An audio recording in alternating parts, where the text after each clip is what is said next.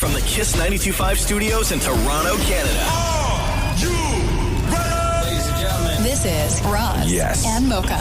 It's Roz and Mocha. What's going on? Hey guys, this is Bruno Mars. This is Selena Gomez. The Chainsmokers. Lady Gaga. Calvin Harris. Alessia Cara. This is Ed Sheeran. You're listening to my boys Roz and Mocha. Roz and Mocha. My boys Roz and Mocha. The Roz and Mocha Show. Between Roz and Mocha, who is your favorite? Roz. Mocha. I just Mocha. You guys are so funny, man. Congratulations, Lisa! Wow! You just won $1,000. That is amazing. Y'all just made my entire morning. Keep it up. You guys are awesome, man. This is the Roz and Mocha Show podcast. It got spooky in here all of a sudden. I know. We've been talking about this all morning. I am so pumped for this. This is the 6th annual Roz and Mocha Show Halloween radio drama in the sort of way that old dramas used to be done over the radio, where everything was done live. All the sound effects were done live. All the music was done live. Now, the thing is this. Maury has written these every single year. We never get to see the scripts ahead of time. No. We go into this like a cold read. And I know over COVID that table reads have been all the rage, right? Doing these live table reads. That's basically what we're doing.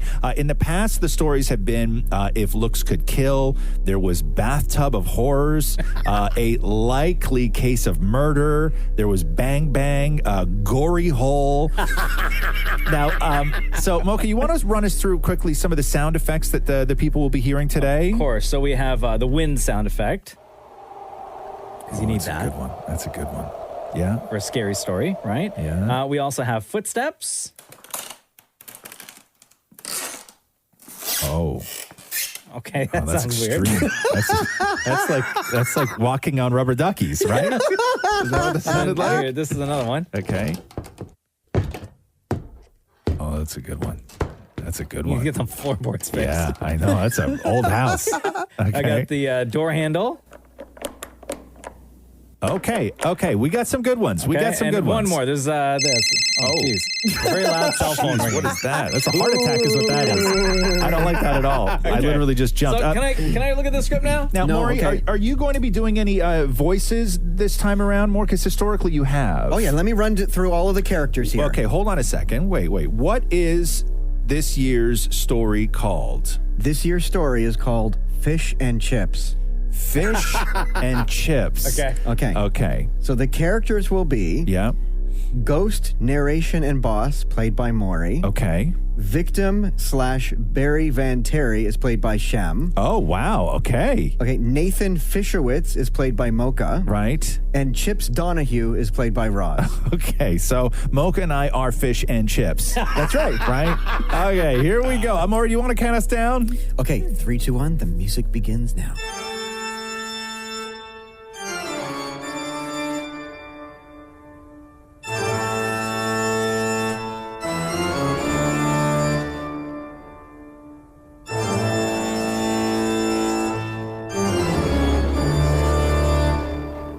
It was a day like before.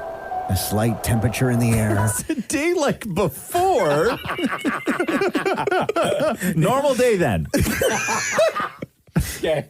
It was a day like before. A slight temperature in the air. An unexplained dampness on the ground. What does a slight temperature in the air mean? Stop interrupting. Like it's something out? Okay, sorry, my bad. Start over. My bad. I won't interrupt you anymore. I apologize. Some degrees. Yeah. It was a day like before. A slight temperature in the air. An unexplained dampness on the ground. And the sound of distant children playing in a park before dinner. But what most can't see is the fear that the residents of Dripping Candle, Connecticut are beginning to feel.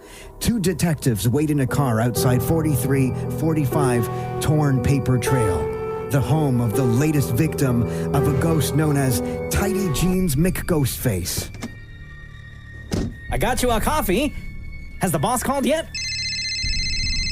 Wow, great timing. Hey, what's up? Fish and Chips, is that you? Anything to report? You've been out there for a while and you've not checked in to command yet.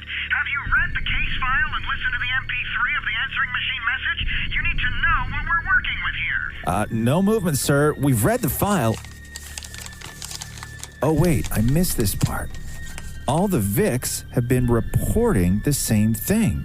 Did you see this, Fish? they've all reported the theft of their tight jeans.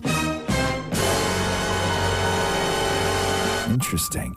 And they were replaced with boot cuts. Let's check out the audio file, too. You have 2 new messages. You have a message received today at 11:40 a.m. Hello, Barry. I'm coming for your tight jeans.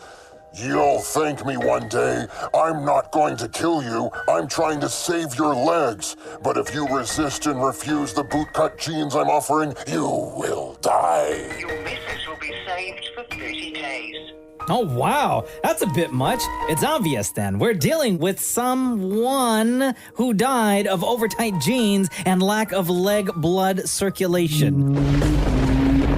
Get off the phone, bro. Did you hear that? He must have heard us listening to his voice. Sir, don't take this personally. I'm going to hang up the phone now. We got movement. Fish and Chips take cover behind some well-groomed shrubbery as they map out their next move. We need to get the homeowner out of the house and take over the home. He must own tight jeans or the ghost wouldn't be here. I have an idea. It might be risky. Whatever it takes, we need this so we can win Team of the Month finally. If this ghost or creature only comes out at night to steal the tight jeans, we need to sleep here tonight and catch him in the act. Yeah, wait, are you serious? I had a hot date tonight with Yolanda from payroll. Fine, I'm sure she'll understand once she's entering my overtime, if you know what I mean. Who is it? It's Fish and Chips. But I ordered pad thai. Just kidding. Hang on, officers. I got a call from your department. Picked up my bags and will be staying with my mom. Please be safe, guys. The jeans he's after are in the bottom drawer. Please don't eat any of the pumpkin pie in the fridge. I'm saving that for later. Also, no parties or ladies. Don't worry, we have each other. Later that night. Okay, here's the plan. I'm going to fall asleep in Barry's tight jeans. All you need to do is sit in the chair next to the bed with your thumbs in the belt loops in case you fall asleep too. 90 minutes later, silence takes over the home. But suddenly... Chips, wake up. Wake up, Chips. Shh, pretend to be sleeping. Hello, it's me. Open up. I brought Jiffy Pop and Fanta. Come on, Chips. Yes, Fanta. I love Fanta. No one screams if you give me those jeans. Fish, do you still have those scissors you bring with you everywhere? I have an idea that just might work. I used to turn my jeans into short shorts when I was a punk rock kid with long hair and lots of makeup. Photo or it didn't happen? Not now, you buffoon. Just get me the scissors. By all means, give me your jeans or die with a new pair of boot cut. Cut the jeans. No, I was only trying to save your leg circulation. No! Fish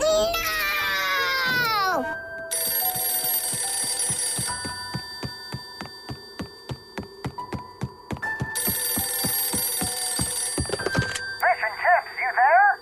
Yeah, boss. That was overwhelming, but we did it. People will be safe to wear tight jeans again. Oh, that's awesome! Great job, boys. I was just calling because Barry asked me to make sure you didn't have any girls over in his house. Everybody laughed.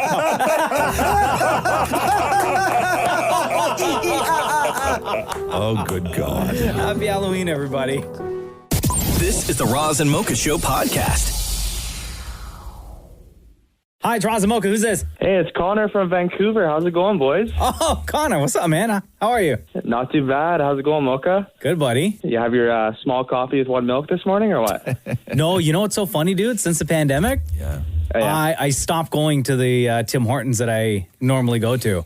Every single day before I get to the highway, on my drive into work, I always stop off at the same Timmy's.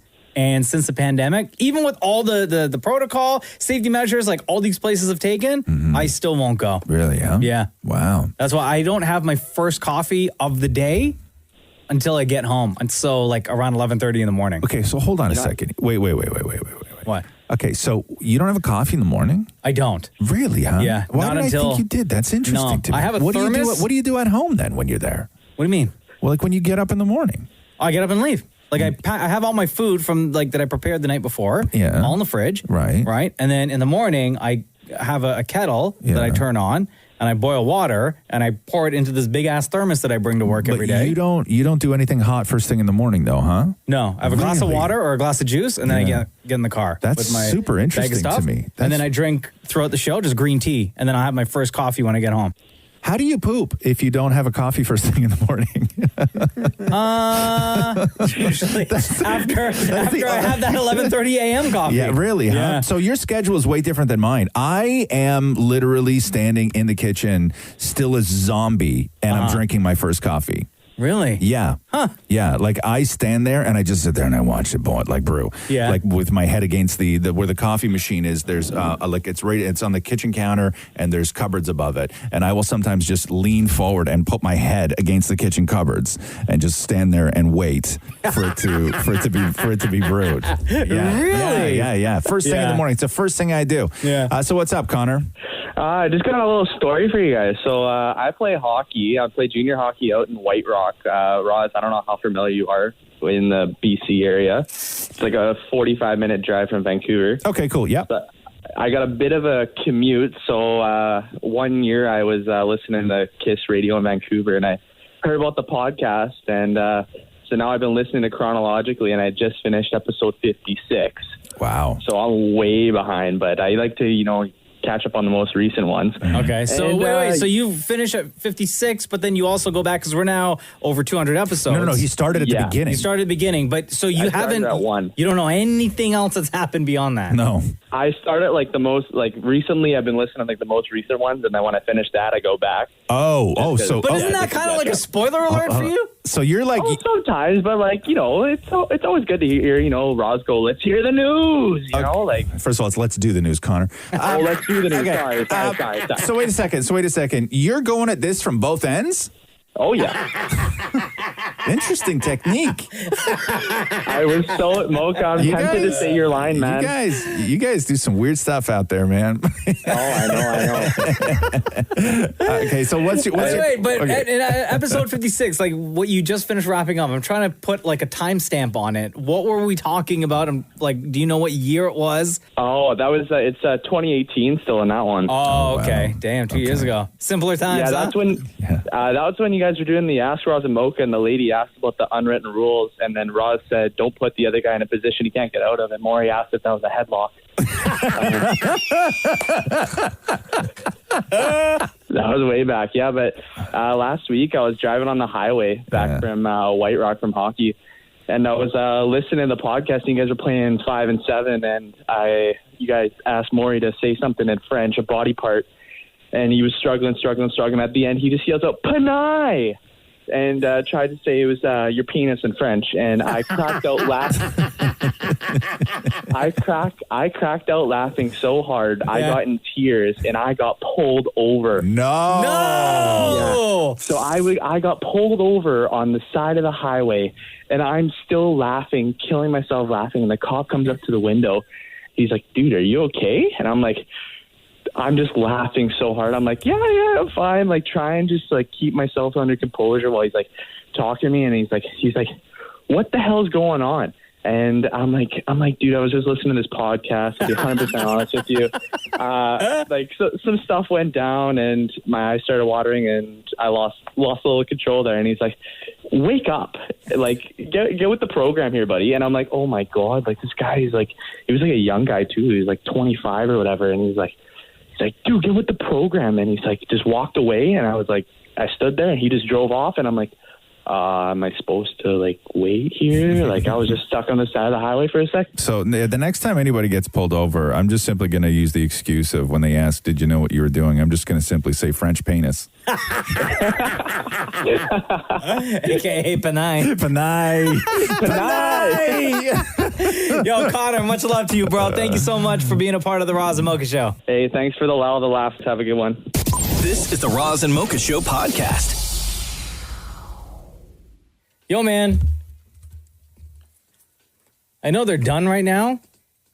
There won't be any more, but these debates, in 4 years when they got to do it again, 4 or 5 years, start them things earlier. Well, they can't start them earlier. 9 o'clock is too late for me. I know, but that's only 5 o'clock on the West Coast, though, or 7 o'clock on the West Coast, or whatever the hell it is. 6. I was fighting to stay awake. I know. I put my kid down to sleep at 8, and then I crawled into bed at like 8:30 or 8:40. Yeah, I passed out on the couch between 8:20 and 8:45, and I woke up and I put it on, and Catherine had such a look of disappointment in her face because I think that she thought that I was going to sleep right through it, and she was going to get to do something else. Watch something cool. Yeah. And you're like, babe, just 5 minutes. I just want to watch 5 minutes. And then I woke up. Yeah. And that's exactly what I did. I only ended up watching like 5 minutes. I could not stay awake. No. At all. It wasn't the chaos that there was the last time. It was actually not a bad, I guess it wasn't a bad debate, but it's whatever, they had to prove. Kristen Welker did a great job moderating it. And and they didn't even need the mute buttons, which was crazy because going into last night's debate, it was all about the mute button. It was all about you're going to get your 2 minutes and we're going to mute the microphone of the other guy so they can just, spout off and do whatever they want to do, and that'll be that. But they didn't even need the mute buttons. But the big stories are never about what was said in the debates, and I know a lot was said last night. Yeah. But the Did big Biden story. call him a racist? Call Trump a racist? Yeah, no. Trump kept saying, "You called me xenophobic and racist." Okay, is what happened, and then Donald Trump did his Donald Trump thing, talking about racism. Well, you have to understand, the first time I ever heard of Black Lives Matter, they were chanting "pigs in a blanket," talking about police. Pigs, talking about our police. Pigs in a blanket, fry them like bacon. I said, that's a horrible thing. And they were marching down the street. And that was my first glimpse of Black Lives Matter. I thought it was a terrible thing. As far as my relationships with all people, I think I have great relationships with all people. I am the least racist person in this room. I can't even see the audience because it's so dark, but I don't care who's in the audience. I'm the least racist person in this room. Okay, Vice President Biden, let me ask you very quickly, and then I have a follow-up question for you. Abraham Lincoln here is one of the most racist presidents we've had in modern history. There we go. He pours fuel on every single racist fire. Every single one. There it is. Started off his campaign coming down the escalator saying he's going to get rid of those Mexican rapists. He's banned Muslims because they're Muslims. He has moved around and made everything worse across the board. He says about the poor boys. Last time we were on stage here, he said, I told him to stand down and stand ready. Come on. This guy is a dog whistle about as big as a foghorn. I'll tell you the great thing about the great thing about Biden, though, is that when he screws up, it actually turns into a troll job. Yeah. Having like a brain fart and forgetting that it's the Proud Boys, but making the mistake and calling them the Poor Boys is actually a fantastic troll job. Yeah. The big story, though, forget about what they said in the debate. Did you watch you didn't watch the very end of the debate? No. So two things happened. One, Biden was standing on one side, Trump standing on the other side. Yeah. Biden's wife comes up, they hug, they embrace. Both of them try to wave at Donald Trump, and he doesn't even acknowledge it. Oh, and then Melania really? comes up, yeah, and she has to know that this stuff gets noticed. We've seen Melania not want to hold Donald Trump's hand before. Yeah. Like rip her hand away as he's trying to hold her. The way she ripped her hand away last night was like next level. Like this is for America to see? Oh my God. There is nobody that wants Joe Biden to win more than Melania Trump. Yeah. There is nobody. You know who she's voting for. Bro, okay? Does she get to vote? She wants As the first lady, out. do you get to vote? Yeah, she's an American citizen, right? She is, yeah, you get to vote. She wants out. Like, oh my, if you see this video, it is this, like, we've seen a lot of Melania with the hand, okay? Now, was it? This was probably her greatest performance to date.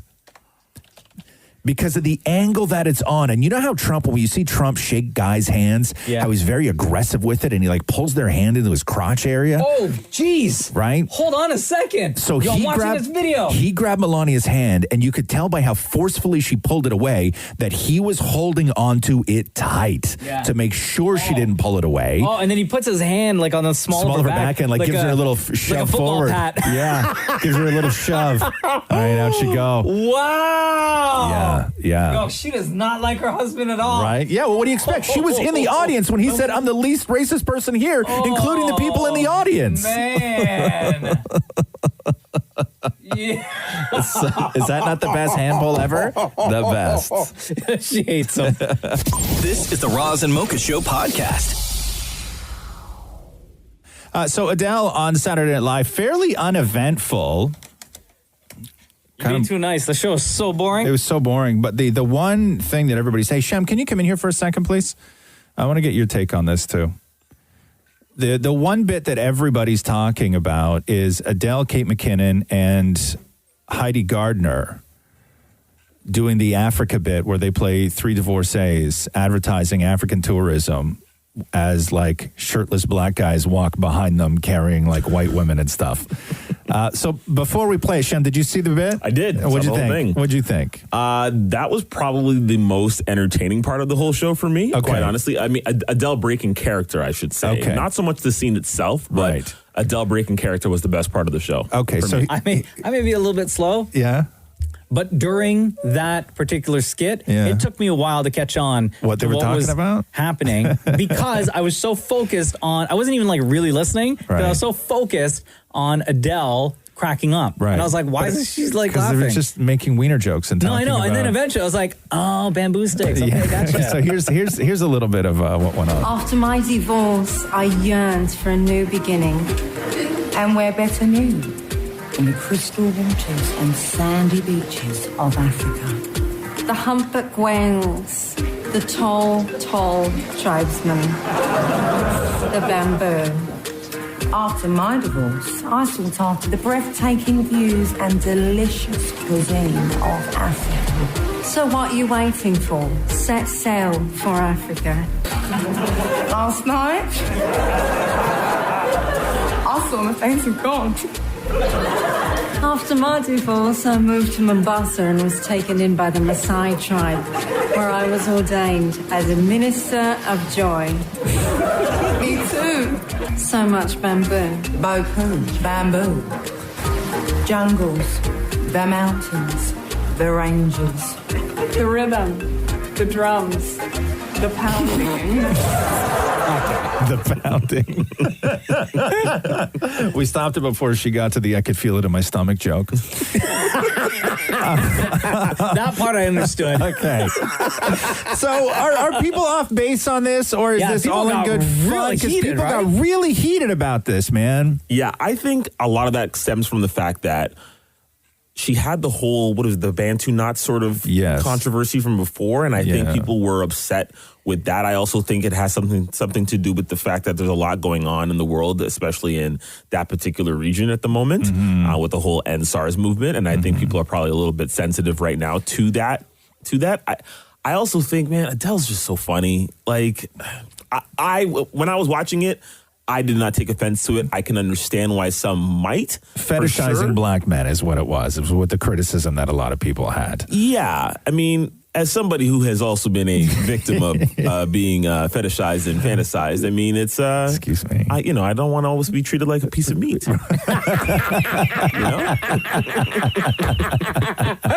This is the Roz and Mocha Show podcast. And I was thinking about that Borat movie again. I may rewatch it. Really? Because, No. Yeah. I don't know anybody who ended up watching it over the weekend. You don't, huh? No. Really? Not at all. Yeah. Did you watch it, Shem? Did you like it? You did, huh? You did? Yeah. Here, come here. Sorry.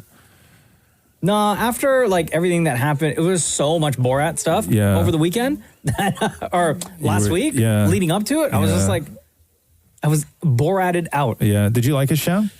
I didn't think it was as good as the other ones for sure, but I think that's because the Borat character is so recognizable now that it sort of loses its allure. But I think the brilliance of Borat, if I can even say it, is what he at least attempts to expose. Oh, of course. Right. And I think I focus more on that than the comedy aspect of it. I guess I would say. But I'm really annoyed by hearing everybody say, very nice, and oh, dude, that's the best part. Oh, it's nice. High five. You don't want to high five. We can't high five because of COVID. I hear but it's everybody nice. saying it now. The grocery store. Yeah. You know why? Because we haven't had Borat in our lives for so long. I know. Right? I know. It's been a real long time. It's been very nice. You know? Shut up, man. This is the Roz and Mocha Show podcast. I know how much, Roz, you love a good love story. I do. And I have one here to share with you. the manager at a Dunkin' Donuts in Oklahoma. By the way, her name is Sugar Good. Sugar Good. Mm-hmm. That's like the woman's name? Yeah. Oh, interesting. She married a customer that she met 3 years ago. John Thompson would pull up to the drive-thru in his red pickup truck every morning at 7:15 and wait for his sausage, egg, and cheese croissant with a large coffee with cream and sugar. Gross. Okay. A year after their first encounter, Sugar gave John her business card that had her cell number on it. Oh, interesting. And then for their first date, they went mini golfing, and shortly after that, fell in love. And then in April, John was dropping Sugar off at work at the same Dunkin' Donuts that they met at 3 o'clock in the morning and proposed to her. Okay. She obviously said yes. Yes. And then the only place they wanted to get married was at that same Dunkin' Donuts location where they met. I mean, I understand when people do that stuff, but I don't know. Like, you didn't do one other extra interesting thing. You're like, what about even getting married at the mini golf place? Because their thing was every single day at 7:15 meeting and having that little encounter at the drive-thru. Yeah, but that just becomes then part of your love story. You don't have to, like, how much do you want Dunkin' Donuts to be a part of your life after that? Like, I get you met, right? Like, what if you meet on a plane? What, you going to have the wedding on a plane? No, people don't do that. They just do it with weird places like Blockbusters and Dunkin' Donuts. That's super weird, man. My dad met Donna, his now wife, at a Home Depot. Yeah. So their entire wedding was, and she was painting displays. So their entire. So she worked at Home Depot. She was contracted to paint their displays. Okay, yeah. So their entire wedding was then Home Depot paint can themed. No, it wasn't. Was it really? Yes.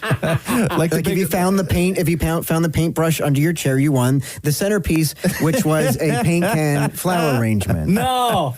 So John and Sugar on October 13th ended up getting married. Yeah. And Sugar was at the drive-thru, right, like at her station, and John pulled up in his red truck. She was wearing her Dunkin' Donuts uniform, and he was just in his regular work clothes. Right. And they did the ceremony, but they had to keep it really quick because there was a lineup of cars, and they wanted to make sure that everyone was still getting their orders. So they did it on a regular day where people would show up to make their order. But what's romantic about that? I guess that was just their thing. I find it incredibly romantic. No, but I understand. Okay, maybe you want to get married in Dunkin' Donuts, right? Yeah. And then you book a time and you build a little thing inside where you're in front of the donut display and where you actually have a wedding. Yeah. But you don't go into work on your shift and then have your fiance pull up in the car and then somebody just does it super quick while there's people behind you waiting to get a coffee. Like Sugar said, to me, that seems quote, weird. Our story wasn't glamour, but it was true romance. Also, instead of champagne glasses, they clinked coffee cups. Like the together. plastic ones? Like the paper coffee cup? Those don't clink, man. A paint can, that clinks. It's clinkage. This is the Roz and Mocha Show podcast. Just looking at these pictures of Jared Leto. Yeah. Do you see is this? the Joker? No, but because here's the thing is that he's supposed to be playing the Joker again. Yeah. In Zack Snyder's Justice League. But he's still got all that long hair and the beard. He's got to cut it and shave. Shave down, man. He's got work to do. Because when he's not filming anything, he goes right back to rock star, right? He grows his hair real long. And how long do you think it takes for him to grow that hair, from to go all from the way past his shoulders? From what he has now, from going like the Joker? Yeah. A couple years. 3 years maybe? Yeah, 2 maybe. Yeah. Yeah? Something like that. But I'm looking at these pictures and he's wearing this one-piece Gucci romper, I guess. I don't know. Because he's got some wild clothes, man. Uh-huh.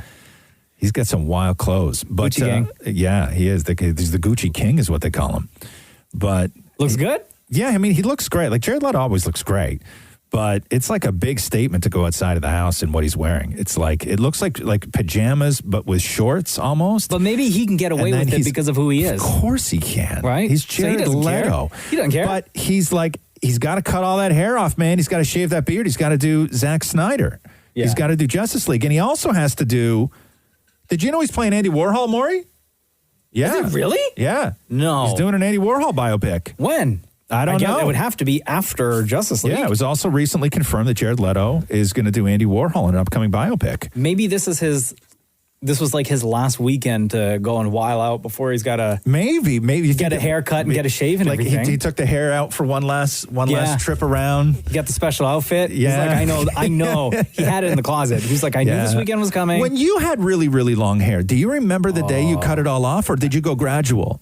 No, I remember because Mocha used to have a really long ponytail, my hair went all the way down past my shoulders. Yeah, at one point. I had a hard time letting go. So what I did was a mullet. Oh, you did? It was supposed to be a joke. Yeah. But then I kind of liked it for a while. Yeah, mullets are kind of cool. Like I got the mullet, right? Yeah. And I was supposed to go like a couple days later to cut it all off. Yeah. But then when I called, I was like, I'm going to cancel this appointment because I'm going to rock a mullet for a bit. Yeah. And I had the mullet for like maybe about a month, and then I cut it. Probably longer. When we say mullet, are we talking like shorter? Like oh, yeah. Yeah? Like traditional, and shorter. And how long was the back? It went all the way down past my shoulders. Oh, so you left the back. I left the back. And just cut everything else. But I did, I call it modified mullet because it was kind of like a faux hawk. Okay. A little bit. Sure. With a long in the back. It looked ridiculous. So you look like Billy Ray Cyrus. Yeah, a little bit. When I cut all my hair off, I cut about 1.5 feet of hair off my hair. Wow. I didn't go super short. I just went to about the length that it is now. But my hair was like, where'd it go down to? Like if I sat here like this, my hair would have touched my waist. Really? Yeah. That long, huh? Yeah. It was long. Like my hair was long. I'm surprised you're not asking me about long hair. I have long hair now. You don't have long hair right now. Is that long? I guess that would be long for you, right? Sometimes I lie on the couch and rip some of it out just to see. Push it forward for me for a second. Let's just see what you got going on there. I did my hair today. No, you didn't. Did you? You know what though? With that pushback style though, it covers. You know the bald spot that you're getting? No. It it covers it like real well. Push it forward for me for a second. I just want to see how long it is. You know how long it's going to take to do this again? Yeah, 30 seconds, man. 30 seconds. So Maury's hair right now is you've got the sides really short and you're growing out the top. I want to go down to the side. I'm going to dye it blonde and I'm going to push it to one side. Does Matthew know any of this plan? No. No, I want to look like the guy named Brendan at my gym. Let me ask you a question. Why aren't you wearing your hair like that right now? Because right now, you just messing it up and pulling it down like that looks 10 times better than it did when you first walked in the room. Because Matthew doesn't like it like this. Why not? He says, what are you trying to look like? Like some sort of teenager? Oh, wow. And that's when you say, no, like Brandon from the gym. Yeah, you don't tell him that. Don't tell him you want to look like the guy from the gym. Hell no. Okay. Does he know the guy from the gym? Yes. Does he think he's hot? Yes. Okay. Oh, is that why you're doing it? Yes. Oh. This is the Roz and Mocha Show podcast. Question for you. Are you still planning on buying Halloween candy even though there will be no trick-or-treating? Hell yes. Okay. And you are in the 83 percentile of people who say that despite there being no trick-or-treating, they're still going to be buying Halloween candy. I'm trying to help out small businesses like Cadbury. Oh, yeah? The little guy. Yeah. And Hershey. Yeah. Lay's. Right? And Lay's. Yeah. All the chip companies. Yes. Right? They're all suffering during the pandemic as well. They have factories to run, employees to pay. Understood. Right? All the elves. Right? They have, machines that they use to make. Yes. Who's going to pay for those machines? I understand. They've already made somebody's got to eat it. Fair enough. They always say to us, as civilians, that we have to help each other out. Do your part. Yeah, we're all in this together. I'm doing my part to help out. Okay. The chocolate company. Have you noticed, though, that there is more in stores? Oh, my God. Well, because less people are buying it, Well, that's what I mean. Yeah. Like, is there? Because I don't buy it, right? There's I don't eat it, so I don't know. Great sales, too. Really? The Shoppers has a huge display of them. They're really? Oh, good. Because I only go for the chips. Yeah. Right? That's it. Like, those little bags of chips sometimes, because I don't feel, because I'll have three. I'll go, oh, here we go. What do I got here? I got a barbecue, salt and vinegar, and a regular. And I'll just get all three. Because there's so little. Yeah, but what about the mini I don't I don't eat chocolate, man. I don't like it. It's not my thing. Salt. Like those little tiny bags of chips. What about rockets? What about what? Rockets. Rickets? Oh, I thought you said rickets. I'm like, that's what you get when you're at sea. What am I, a pirate? Have you ever had rickets? So I'm handing up vitamin C. Roz and Mocha's Fix My Life. What advice can you guys give me? Okay, so my question is...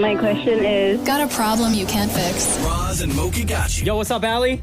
Hey, Mocha. How are you? We're doing good. What is going on with your life, girl? I come second to my boyfriend's dog. Oh, jeez.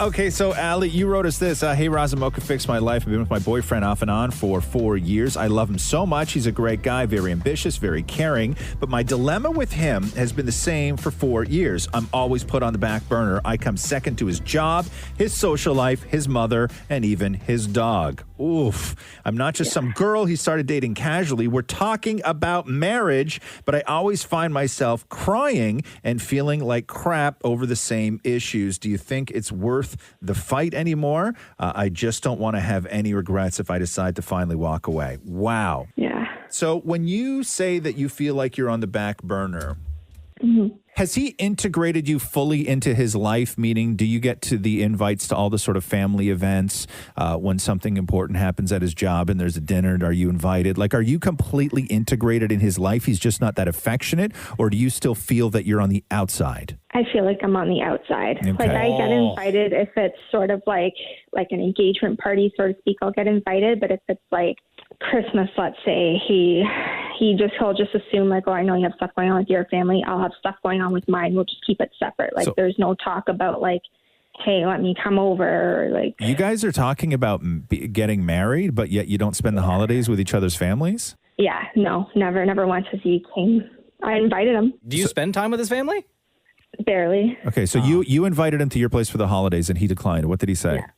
So he either declines and says he has stuff to do with his family, or he'll come stay for an hour and make up some excuse as to why he has to leave. Yeah. So if you guys are, let's say you're married, right? Yeah.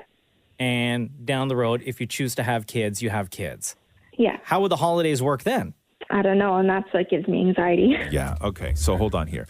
What I'm getting is that he likes you around, but he doesn't want you in his life. Mm-hmm. Yes, I feel like he wants me there, but also wants to live a single life, is how I've felt for 4 years. Yeah. But Allie, when you said that you've been on and off for 4 years, what were the reasons that you were off during those 4 years?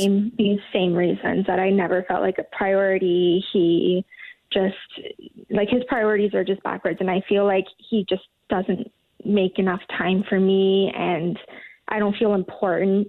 And I've had this conversation with him. And like, what does he say? The same thing. Oh, I'll change. I'm working on it. And then he's so good at changing for a month, and then it's just back to the same feeling again. Yeah. Okay, Allie, I'm going to ask you one question. Yes. Are you happy in this relationship? Not all the time. So this is not the relationship for you? Yeah. All I right. know. You spent 4 years being miserable. I know. I think my fear is just what comes next. What does come next? What does come next? I need to end it, and then I'm scared for what comes next after that. Okay. But what do you mean? What's next? What happens after you end the relationship? I don't know. That's my fear. That you're alone. Maybe. Right. Okay. So here, there's two different versions of what comes next, and you have to have both of these playing around in your head. There's the what comes next, where you realize that you're not a priority and you are in a relationship that makes you quite miserable for no other reason that you are spending time with somebody who really, truly doesn't value you. He doesn't want to integrate you into his family. He doesn't want to integrate you into his life. He likes that you're around. And that's really the extent. And after 4 years, it's not a lot. So here's the things of what happens next. You walk away and you're alone, and you got to kind of rebuild, get your confidence back, and throw yourself back out there. The other what's next is you don't do that, and you wind up marrying this guy, and nothing changes. Yeah. And then you're stuck in a miserable marriage. Which what's next is actually more terrifying? The second one. The second one. Yeah. You can do it. You can be alone. You can absolutely be alone. Honestly, you guys are relationship goals. I see what you guys are like with your families, and it makes me want it.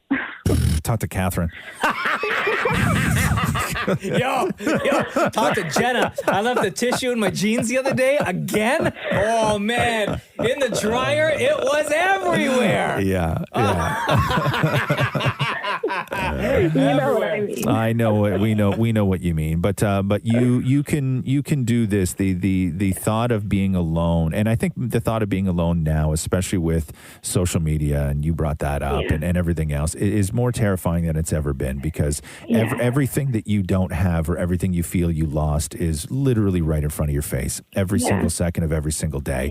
Yeah. Your misery is sort of amplified, or your loneliness is amplified, but that stuff ain't real. Okay. It's really, really not. And you got to get your confidence back, and you got to come to a decision that this is not the way to live a life. Mm-hmm. And the alternative to you walking away and spending maybe a little bit of time alone and rebuilding is a much better solution than continuing on down the road, being in a relationship with somebody who still has you lower on his priority list than the dog. Yeah. Hey, Allie, have you talked about this with your friends? Like any of your girlfriends? Oh, yeah. Yeah, and what do they say? Same thing. I deserve better. I can do better. Yeah. Yes. Thank you guys so much for doing what you do. You make everyone feel so much better. Well, you know what to do. You're a smart girl. You're going to get through this. And when you come out of it on the other end, you're going to be stronger and better for it. Thank and you're going to learn from this experience, okay? Don't worry. We have confidence in you. You're going to kill it. I promise you that. It makes me feel better. Okay, Thank Allie? you so much. All right, girl. We love you. Love you too. Have a good one. Roz and Mocha's Fix My Life on Kiss. Somebody sent me this tweet talking about Claire on The Bachelorette, and it's a side-by-side picture of Claire. Yeah. And it just reads, anyone else get Jan Levinson vibes from Claire? You know, Jan Levinson from The Office. Formerly Jan Levinson Gould. Right? Oh, my God. Yeah, big time. Okay. So a lot of Bachelorette stuff happening. First of all, Bachelorette on tonight. Cannot wait for that. Kaitlyn Bristow's reaction to last week's episode. We will get to that as well. But strip dodgeball. Everybody's still talking about this thing that went down last week on Bachelorette, where they divided the guys up into two teams, and then they had them play strip dodgeball. Losing team did not get to continue on with the date for Claire. And some of the guys got right down to nude. And the double standard comments started coming fast and furious with, let's just imagine what it would look like if on The Bachelor they asked the women to play strip dodgeball. So here's a clip of strip dodgeball from last week. Claire, make the call. I'm going to make this a little bit more even. Red team, take off your shirt. Blue team, take off your shorts. Blue team, off with your shorts. Claire, how's the view over there? How you doing? Look at Kenny's ass. Just take a good look at it. How is he so tan? Look at Kenny's ass. How is he so tanned? So it looks like Claire initially was showing her disapproval for that segment. So there was a podcast called Chatty Broads, and the host of the podcast was talking about how strip dodgeball was inappropriate. Mm-hmm. And then Claire DM'd them saying, you ladies couldn't have been more accurate on it all. Thank you, is what she wrote to them. By the way, that podcast, one of the hosts is a former Bachelorette, or she was on one of the seasons of The Bachelor as well. And then Claire sort of flipped it a little bit, because somebody had tweeted, it's awful you had the guys take off their clothes. If The Bachelor asked the women to do the same things, all heck would break loose. You were wrong. Juan Pablo should have had you strip. And then Claire replied and said, you mean like this? And she posted a picture of Andy Dorfman and Lucy wearing just their underwear in a photo shoot with Juan Pablo from that season. I still think it's different though, because Juan Pablo was also naked, right? He was with them and in his underwear. Yeah, and it was an ad. There was a charity thing. I think it was like an adoption sort of drive or whatever. Pets, yeah. Exactly, or whatever it was. But you weren't penalized. Like, you weren't made to strip for losing something and then penalized after being embarrassed. Yeah. And then commented on as it was all going on with his tanned ass and But she whatnot. never actually came out and said anything, right? No, she just sent this one DM. So last night after Dancing with the Stars, Dammit Maury catching up with Kaitlyn Bristowe to get Kaitlyn's opinion on strip dodgeball. Have you been watching The Bachelorette? Oh, of course. Oh my gosh, yes. I have told everybody here that they need to give me Tuesday nights off because my loyalty is with Dancing with the Stars, but also with Claire as The Bachelorette. Okay, did you love the dodgeball where they got all naked? I did not love They that. got all day. naked? Yeah. How many There's a lot women of got ball, naked? a lot of ball jokes. Balls were flying. They were naked. I thought it was like, man, if they did that with women, it just kind of, I did not approve. Do you think she's going to end up with Dale? Yeah. I mean, you're making it so convincing that I don't know. That, and that's why The Bachelor is so good at what they do. Speaking of Dale, did you see that he was a model for Party City? For Party City? Yeah. No? Yeah. Modeling what? Like costumes. Is this real? Is it The Halloween really? costume guy? Yeah. So he was wearing like a taco poncho with a sombrero in one. Yeah. I guess he's like Caesar, like a Roman, Like a gladiator? like a gladiator in another, and then a version of a Superman in another. This can't be real because it looks like these are like cartooned costumes that they just put on top of Dale. Yeah, like it looks like they took his head and they popped him on all these things. Like this doesn't. Is this what Party City's costuming looks like on their website? Like poor Photoshop? Oh, it looks like it's the worst Photoshop. Like it doesn't even, like the proportions aren't right. Like his legs are skinny in one and then super muscular in the other. Photoshop for sure. Then It has to be Photoshop. I don't think that they're together anymore. You don't think so? No. And the reason why is because they're hyping up. And I know we're going into week 3. Yeah. But every single, like the first 30 or so minutes, they hype up the dynamic between Claire and Dale. It's all Claire and Dale. Yeah. Right? And then it kind of tapers off for a little bit and then it picks back up. But there's so much talk of it. It's to convince us that something's going to happen. We know something happens. Mm-hmm. But I don't think that it lasted till real time, which is now. I don't think they're together anymore. Claire was out there liking tweets that gave another perspective on what went down. Because if you remember when we talked to Claire, we started talking to her about the rumors. Yeah. And the first rumor that I remember hearing about the show is that Claire locked herself in a closet and started to cry and wouldn't come out. And when we started talking to her about the rumors that she bails on the season and falls in love early and all this other stuff, the one rumor that she wanted to dispel was that she did not go in a closet and cry and refuse to come out. Okay. And that's the first rumor that I heard. She liked a tweet from a different perspective, which was, we all think that Claire falls in love and then refuses to go on the show and wants to leave with Dale. But the other theory is that she was fired. Because she hooked up with Dale? Because she was falling in love too fast. And so they were the ones that had the other Bachelorette on standby as soon as they realized the chemistry between Claire and Dale. And it was not her decision. She did not necessarily say that she wanted to leave the show. They called an end to it. Girl, spill that tea. Right? Damn. This is the Roz and Mocha Show podcast. Hold on a second. Let me get this tea to spill. All right, Rose lovers. Woo! So, ladies, did y'all watch Bachelorette? Yeah, I'm starting to really not like Claire. And I love Claire. I love her. Are not the first person to say that. A lot of people last night turned on Claire. I'm really not liking her. And I had such, even when I found out that she was going to dip early and hook up with a guy, I was still on her side and in her corner. I was Team Claire. Everyone. But something last night, it was like everything completely changed. Yeah. So before we get to the disaster that is quickly becoming the Bachelorette, I love it. I love it. Yosef, one of the guys, he's the single dad on the show, right? And you know when you see somebody like make a really good point and you just want to tell them, stop right there. Stop what you're saying. Stop talking. Mm-hmm. You made your point. Just shush. Just don't say anything else. You made your point. Because if you say one more thing, I don't trust that you're not going to ruin it all for yourself. Mm-hmm. That was Yosef last night. So Yosef had a problem with the week before, as we've discussed on the show many times, the naked dodgeball, the strip dodgeball event that happened last week on Bachelorette, where two teams of guys hitting each other dodgeball style. If you lost the game, you had to start removing your clothes. Some guys wound up fully naked. Claire's there hooting and hollering, right? Yeah. People found it sexist, degrading, saying this would never happen if it was reversed.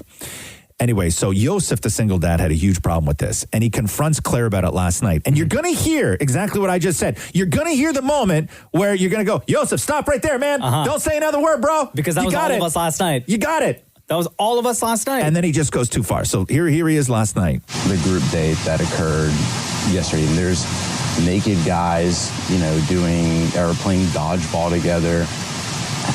It's so humiliating and degrading. And I don't see how that really translates into finding a husband, like who's willing to strip down butt naked and play dodgeball. It seems very silly and very immature. That's a good point. Like, if my daughter saw me doing that, if my family saw me doing that, think of the thought that they would have. Think of the example that would be setting. That's why you were not on that date. Well, I'm glad I wasn't. Okay. Yeah. I'm seriously glad I wasn't. You made your point, man. I was so appalled. A completely classless display. I expected a lot more from the oldest Bachelorette that's ever been. And I can't believe that actually occurred. That's not the type of example I want set for my daughter. Okay, great. You're not setting the right example more to for my say. daughter. Like, I feel like I even have to explain now. I'm ashamed to be associated with you. What about me saying that I want guys who are here for me and not trying to bro out with each other and want to get to know me? I'm looking for a husband. I'm looking for someone to love me. I'm looking for someone. I've listened to you this entire time. No, stop. Do not stop. This is where it goes from bad to worse. Like, seriously, I asked you. I've listened to you for the last 20 minutes. And I'm not done yet. I asked you. You know what? You are done. Let me tell you something. The way you're talking to me right now, never in a million years. Claire. Listen to me. Listen to me. No. Never in a million years did I ever think I would have to utter these words again. Oh, no. Do not ever talk to me like that. I never thought I'd ever have to tell any man that I would never want them being the father of my child, and I stand by that. I would never want my children having a father like you. Get out of here. Claire. Listen to me. Get out of believe that here. you're not fit to be a mother to my child. Oh, gosh. Man. Bro, can I just say? The first 20 seconds, he made a point. The first 20 seconds, he made a great point. Stopped. I have the exact time marker. Okay. He should have stopped from when he started talking at 22 seconds. Yes. And that's it. Yeah, and how long did he go on for after that? It was a minute 56 total. Yeah, exactly. Yeah, 20 seconds is all you needed. Yeah, it was a minute and a half too long. Bro. Like, shut up, bro. It hurts so bad watching that. It hurts so bad. Because now people are torn because they're like, man, I really hate Yosef, but he was making a great point. But then he just ruined it all. And see, I looked at that when I saw last night on The Bachelorette that happened. I'm like, yes, I agree with Yosef, but yes, I also agree with Claire. But then at the same time, I'm like, I don't agree with Yosef and I don't agree with Claire. Yeah. I'm split. I started to feel weird because I'm like, I don't really like either of them. So I didn't pick a side in that fight. It just got ugly, and I was almost happy that it got ugly because I think that they both deserved it at that point. And then it turned into the friggin' Claire and Dale show again. God, people just throw that around. Hey, you're not fit to be a parent. Yeah. That is so damaging. That is like a big rock to throw at somebody. Yeah. That is a big rock to throw. Just kick me in the nuts. Yeah, you're not fit to be a parent. I'd rather get socked right there. Really? Than to be told I'm not a fit parent. We're arguing over naked dodgeball. I know. And you're going when you look at the grand scheme of things, it's ridiculous. It is ridiculous. It's ridiculous. But yeah, you're right. It turned into the Claire and Dale show. I don't know if we have enough time right now to get into that. Whatever. Let's do it. Okay. So it turned into the Claire and Dale show, and she's just Dale. And at one point, and all the guys are getting pissed now. Yeah, and all the guys all see it. Yeah, and then they did a roast, and everybody went up there, and they all just roasted Dale. And Claire got really upset about it. And there was a moment after the roast where she went out and she's talking to a producer because she's so upset that all these guys were goofing on Dale, and she refers to Dale as her fiance. I really don't think I can sit there and go, you dished on my fiance so hard. Like I can't be doing that. It doesn't feel right. Because she knows at that point already. Right? She already knows. Who says that? And then the guys are getting all pissed off because they're like, well, what are we here for? Exactly. What are we here for? And then there's a group date, and Claire spends every second of every one-on-one with all of these different guys only talking about Dale. Yeah. Not only that, Dale is in her room for an hour. Yeah. And then even still after that hour goes back and gets more time. Yeah. So Of course. I feel for the guys because they're like, yes, What's why are we happening? here? Yeah. Like to watch you two like hang out for an hour plus, make it out and stuff? Then this one guy's like, he's like, I told one joke about Dale. Like, and it was at the end. He's like, I told 75 jokes. I told one about Dale. Yeah. And all she wanted to talk to me about was Dale. She's so in love. And she's so obsessed with, because one guy said Dale sees himself as the front runner. And then every question that Claire had for the guys during one-on-ones was, tell me about the time he said he was the front runner. Yeah. Why would you think he feels that way? Does he think that I know he feels that way? Do you think he's the front runner? So high Why would he school. say that? It's crazy. This is the Roz and Mocha Show podcast. We've already started watching Halloween movies. Oh, nice. What's on the list? We did Hubie Halloween. Yeah. Oh, Adam Sandler. How was it? Adam Sandler. I really enjoyed it. Yeah. Yeah, and I'll tell you because I had really started to miss Claire from Modern Family, Julie Bowen. Yeah. Because during COVID, while Rox was off school, we did Modern Family. How many seasons are in Modern Family? I think 10 or 11. No, more than that. 12? Yeah, I think so. Anyway, we watched Modern Family from start to finish twice. Wow. Twice. Right? We did Modern Family twice. So Julie Bowen is like ingrained in our family right now. Yeah, she's on Who Wants to Be a Millionaire right now. Is she? How's she doing? So she is 2 questions away from $1 million. It continues on Sunday night. So she's in Hubie Halloween. So I really enjoyed Hubie Halloween. And I like Adam Sandler. And even when he's doing that stupid voice, the Waterboy voice, it's not my favorite version of Adam Sandler. Like my favorite version of Adam Sandler is 50 First Dates / Murder Mystery Adam Sandler. Like that's my favorite. Yes. Those are my favorite Adam Sandlers. Same. I right? don't like the characters. Right. Yes. I thought it was With the Hubby voices. Halloween. No, Hubie. I didn't know that. Oh, did you watch the movie? No. Oh, well, that's why. Because as soon as Well, come on. yeah. Why What would you else? think it was Hubby? Just because of how it was spelled. How's it That spelled? would be Hubbie. Isn't it Hubby? No, it's Hubbie. You get a different Netflix than I do, man. You really do. It's like all the things are drawn with crayon. Yo, dog. The other night I watched friggin' Hereditary. Finally. Oh my God, what did you think? Bro, I had nightmares that night. Did you What? really? It was, really? Yes. It was that same night. terrible. So Jenna started watching it with me, and then Yeah. she was like, there's at one point, she was like, no. checked out. Yeah, I'm going to go to bed. I was like, okay, I'm going to finish watching it. You finished watching it alone? Yeah, all That's by so myself. not like you. Yeah. Shut up, man. At all. And then I go to bed. Yeah. And immediately nightmares. Really? Yeah, she had to wake me up twice because I was screaming. What were you nightmaring about? I don't even know. I Does can't it remember. nothing, just terrors. No. Did you Just understand the straight up. movie? Oh, completely. Yeah. Yeah. Didn't understand the movie at all. Did you watch it? Yes, I watched it. Yeah. Are you sure? Yeah, I didn't care for it because I didn't get it. No, Oh. maybe you should watch Hubby first and then go watch Hereditary. No, but so you were nightmaring out though, huh? Oh, yeah. Really? Yeah, I'm still thinking about the movie today. So it really it affects you that hard, There's huh? one particular scene close to the end. Yeah. If you've watched the movie, all I'm going to say is treehouse and then look up. Treehouse and then look Okay, but- up. Okay. So whatever was happening during that scene keeps replaying in my mind. So when I'm Okay. at home now, even like during the day, Right. I will find if I'm like walking around the house, I will constantly like look up. Really? God, why you shouldn't watch these movies? They I affect know. you I too much. I think man. I think I might actually be done with like horror movies. Yeah. Oh, you won't be done. Another one will come out. You'll watch that. I too. don't know. Man. How long did it take him to watch Hereditary? 2 years. Yeah. It's sitting on my Netflix list for 2 years, bro. Yeah, bro. But what about years. the scene? I'm not going to give it away. The classroom. You know when he raises his hand. Oh, yeah. I mean, it wasn't scary. That to me was the scary part. Oh, really? Yeah. Are you? Because I'm like, We how didn't did- watch the same movie. I don't think you watched the same movie. No. No, not at all. Isn't it with what's her name, Colette? What the Nicholas Colette or something? Yeah, different Netflix for sure. This is the Roz and Mocha Show podcast.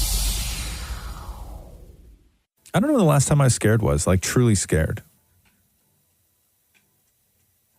Like frightened or like scared of something? Yeah, like scared of like somebody like something. jumped up and scared you. No, You mean like just that, or like being in a just scared situation of? where I was like scared, where I thought like, maybe I wasn't alone or somebody was looking at me, or did I leave the closet open just that tiny little bit?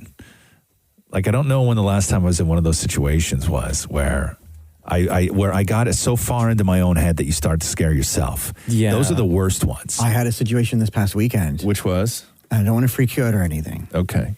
So I was down in the underground garage where the cars are at my condo. Yo, why are you talking like that? Yeah, I know. It's super I'm weird. trying to man. sort of set the scene. Isn't that how you're supposed to talk when you do these things? No, just talking in your normal voice. Because You're almost at nonsense talk. So I was going to my car, and there was a man down there, and he was walking.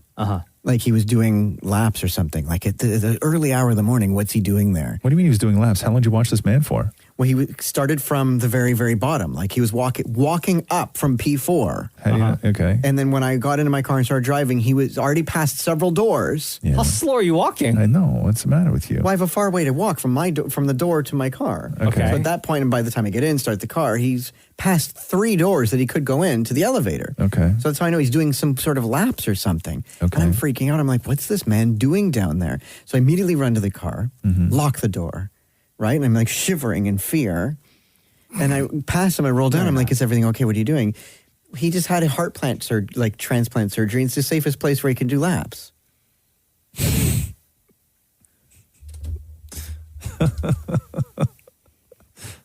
Wait, so you were scared? It was just a guy that had like bypass. Okay, but you were scared and you still rolled down the window and said, "Are you okay?" Are you okay? Yeah, like I rolled down like half, like a little bit, like First a of crack. all, I don't believe that you were scared at all. Yeah, me because neither. I know you, Maury, and if you're in the car and you're surrounded by cars and somebody walks up to the car to ask you for change, you lock the doors. Oh, I still do that. I know. And now I drive in alone. You're not there to protect me. Oh, yeah, like I'm going to protect you. Like sometimes when you tell stories, you're like a tough guy, but there's no way. Like there's no way. You are not the roll down the window and ask somebody if they're doing okay, or if they need help kind of person. Yeah, when is the last time you ever asked a stranger if they needed help? Never. Never. Exactly. Could you imagine? You go your whole life having never asked somebody if they need help. What a glorious place that must be. This is the Roz and Mocha Show podcast. So Halloween on Saturday, in preparation, Dan and Maury decided to make some cold calls. Oh, yeah? Right across the country to scare people randomly with some Halloween jokes. And didn't necessarily go the way exactly he wanted it to. Hello. Happy Halloween! It's Maury with the Roz and Mocha Show. I have a Halloween joke for you. Please don't call back. Oh. Hello? Hello, it's Maury with the Roz and Mocha Show. Happy Halloween. How are you? I'm good, thanks. How are you? I am good. I have a Halloween joke for you. Yeah, actually, I have to. I'm just heading on my way out. Hello? Ooh, hello. It's Maury from the Roz and Mocha Show. Happy Halloween. How are you? Oh, good, thanks. Why did the ghost go into the bar? Why did the ghost go into the bar? I don't know. For the boo. Oh, my gosh. Okay, and can I get your best evil laugh? Yes! Hello. Okay. Ooh, happy Halloween! In the middle of playing the video game Celeste. Oh, but I have a Halloween joke for you. Okay. What type of plates do skeletons like to use? Ceramic? No, bone china. Bone china. Yeah, I heard.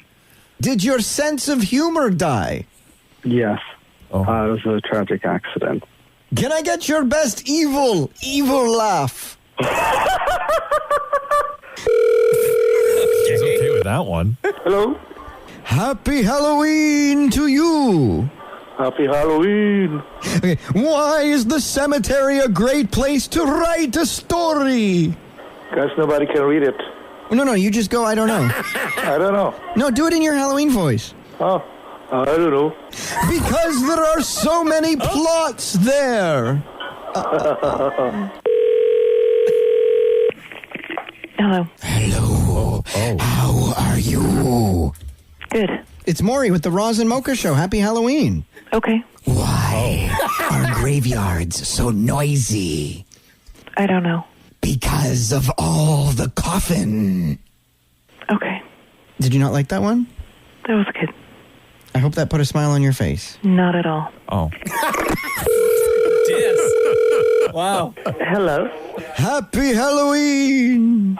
Happy Halloween. Where does a ghost go on vacation?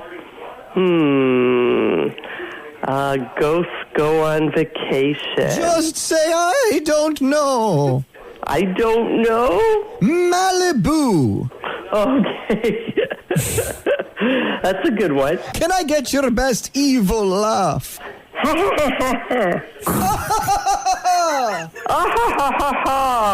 yeah, Hello. Happy Halloween. Happy Halloween. Okay, what do ghosts serve for dessert?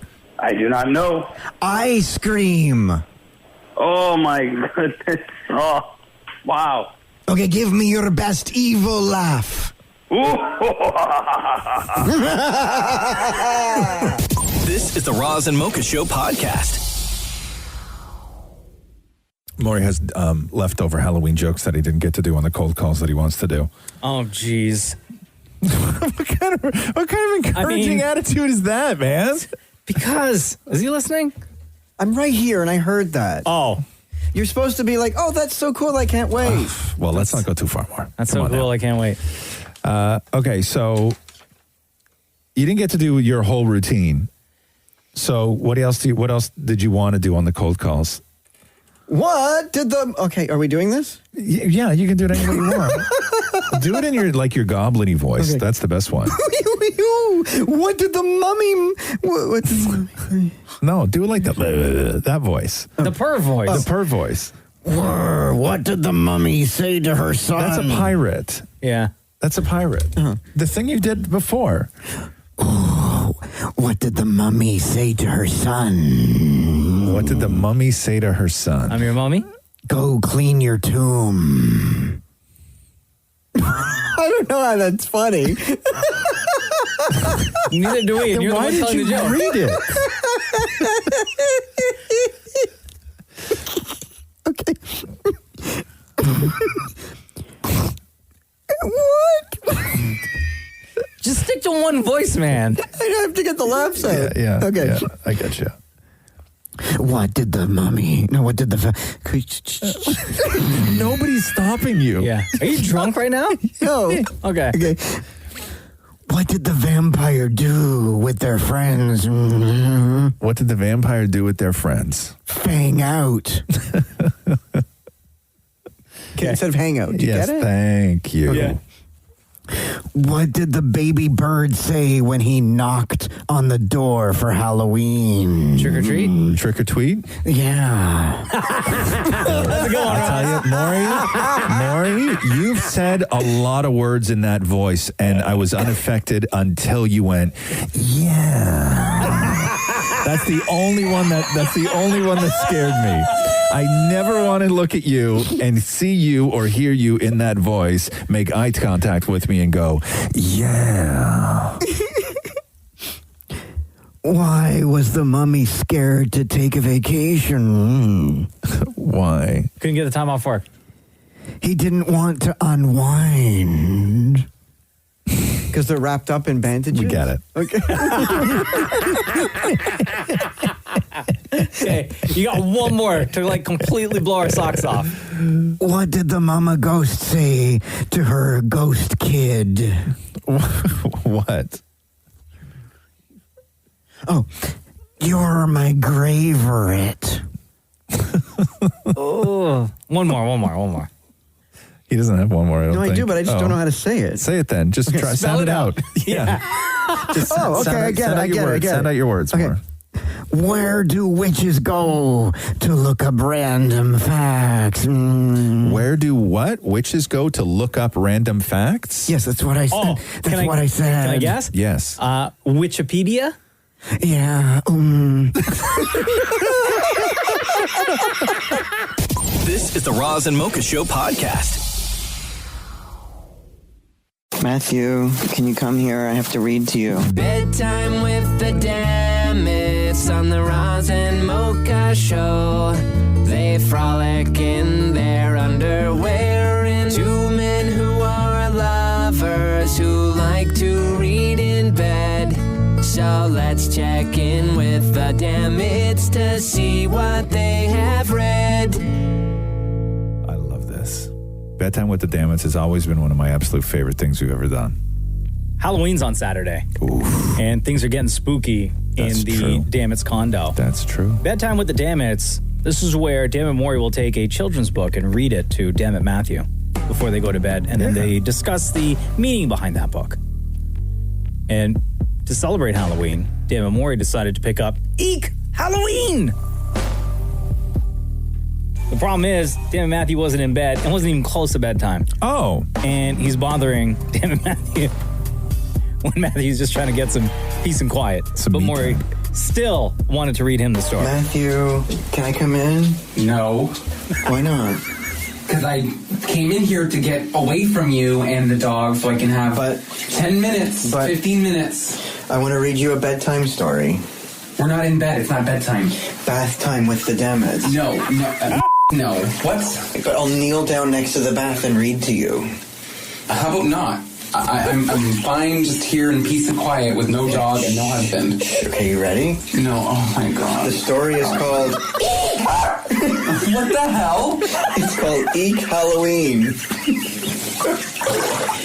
There's a big round moon and a dark, dark sky. The chickens are nervous. Oh, okay. So am I.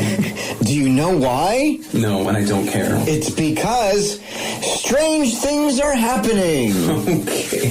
One saw a pumpkin with a flickering eyes. One saw a mouse of enormous size. Where are they seeing these things? One met a duck with ridiculous feet.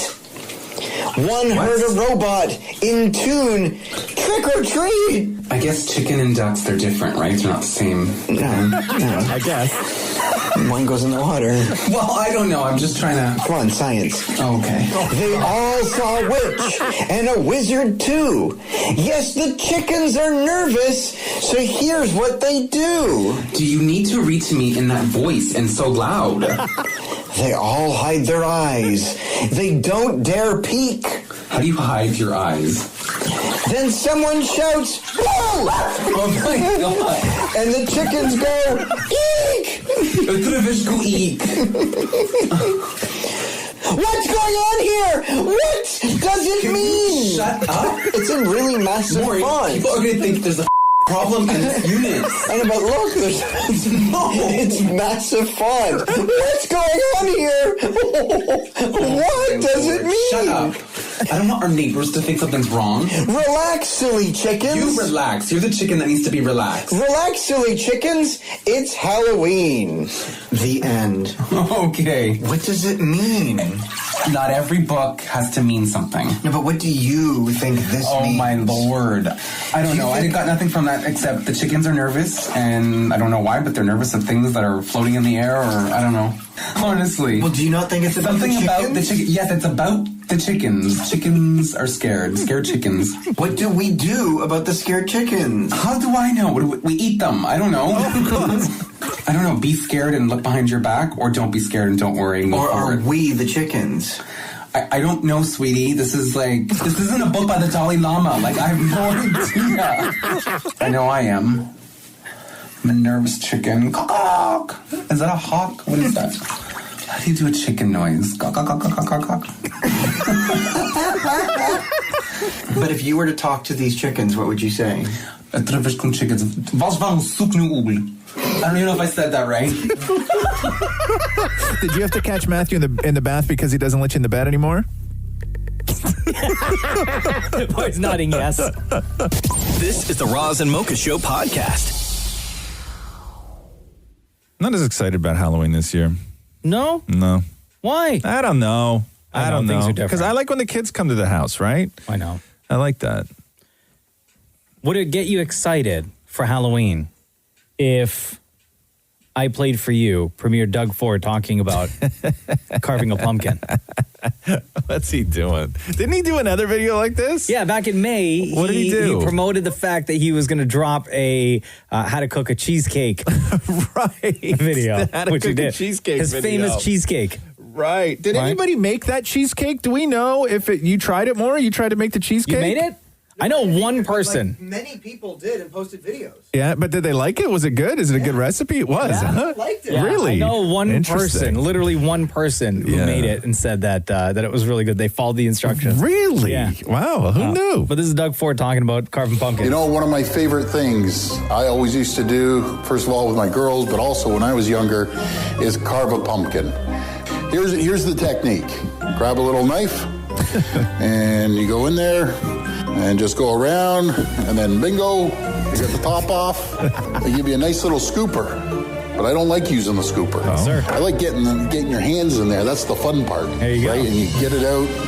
So you get your magic marker, then we do a little design on the front here. I always like putting fangs on these pumpkins here. I better not quit my day job. I love doing this. This brings back so many memories. You know what, growing up, we'd always have a contest with my brother Rob and myself and my other two siblings. My favorite Halloween candy were all those chocolate bars. And we'd always figure out who gave the big chocolate bars.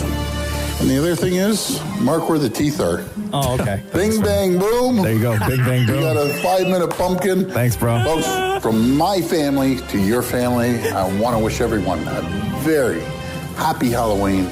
Okay, so when somebody does an instructional video, like if I click on a YouTube video to watch somebody do something, I'm hoping that I'm going to get some sort of insight into a new way of doing it, or a cooler way of doing it, or a shortcut to doing it, or a technique that I didn't know that made my life easier because I had been doing it a little bit wrong or the hard way. Right. Not just like a bing, bang, boom. Thank type you. video. Right. Like, this isn't an instructional video. This is watch me carve a pumpkin. Also, bing, bang, boom. Right, and you're done. This is the Roz and Mocha Show podcast. Getting spookier and spookier as we get closer to Halloween. That's true. Dammit Maury made some cold calls across the country yesterday. And this is fantastic, dude. He put something up on Instagram which simply read, "Can you come up with a scary story in 4 words?" Oh, wow. And got like thousands and thousands of replies from people, including Yosef from The Bachelorette. Oh, who went off on Claire who called on Tuesday her night. old, yes. Oh, right, so you're not fit to be the mother of my daughter. So can you come up with a scary story in 4 words?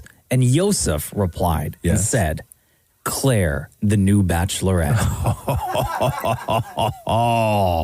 Still hung up, huh? Come on. Let it go. I would just like to point out, because if you saw on Maury's stories, right? When he put this out, he gave some examples. Okay. How many examples did he give? 3. Okay, 3 examples. I'm going to read you the first and the third, and then I'll go back to the second. Okay, and what's the premise again? Scary story in 4 words. Okay, gotcha. So Maury's examples are, example number 1, I'm right behind you. Oh, yeah. Absolutely. Example number 3, the knife is missing. Okay, I gotcha. Scary, yeah. Okay. Example number 2, what's that noise? That's 3 words. Thank you. Okay. Why didn't you just put, "Hey, what's that noise?" I can understand you make that mistake if you give 25 examples. But the second one on the list didn't follow your own rules. Not at all. So Maury made some calls across the country, as we said, to see if other people could come up with a scary story in 4 words. Hello? Hey, how are you? Hey, not bad. How are you? I'm good. It's Maury with the Roz and Mocha Show. How's it going? We are creating scary stories in 4 words. Awesome. Okay, for example, my husband is home. Yeah, that sounds horrifying. Okay, what have you got for us? So, it's in the house. It's coming for you. There's no toilet paper. The door creaked slowly. The voices won't stop. Are you home alone? I'm related to Trump. She knew my secret. Don't answer the knock. Wait, is that blood? Okay, scary stories in 4 words. What's yours? Woke up buried alive. Ah! Someone argue is a 5th word, but I'll take it. I screamed. It laughed. Oh, God. The internet is down. Scary stories in 4 words. What's yours? The kids are quiet. Okay, what is yours? Hide. They are coming. Let's keep this going. What's yours? Is that a ghost? Okay, it's scary stories in 4 words. Hi, who's this? Hey, it's Damn It Maury. Oh my God, huge fan. Okay, what is yours? What is that sore? Okay, what is yours? He's not in bed. Ew. He called himself just so he could say, What is that sore? What is that sore? scariest Halloween ever, huh? This is the Roz and Mocha Show podcast. What's going on with the James Bond movies? So No Time to Die was supposed to come out last April. Then it was moved to November for American Thanksgiving. And now it's moved to next April 2021. So a full year after. A story broke saying that MGM had offered up the movie for auction, meaning Amazon or Apple or Netflix could bid on the movie.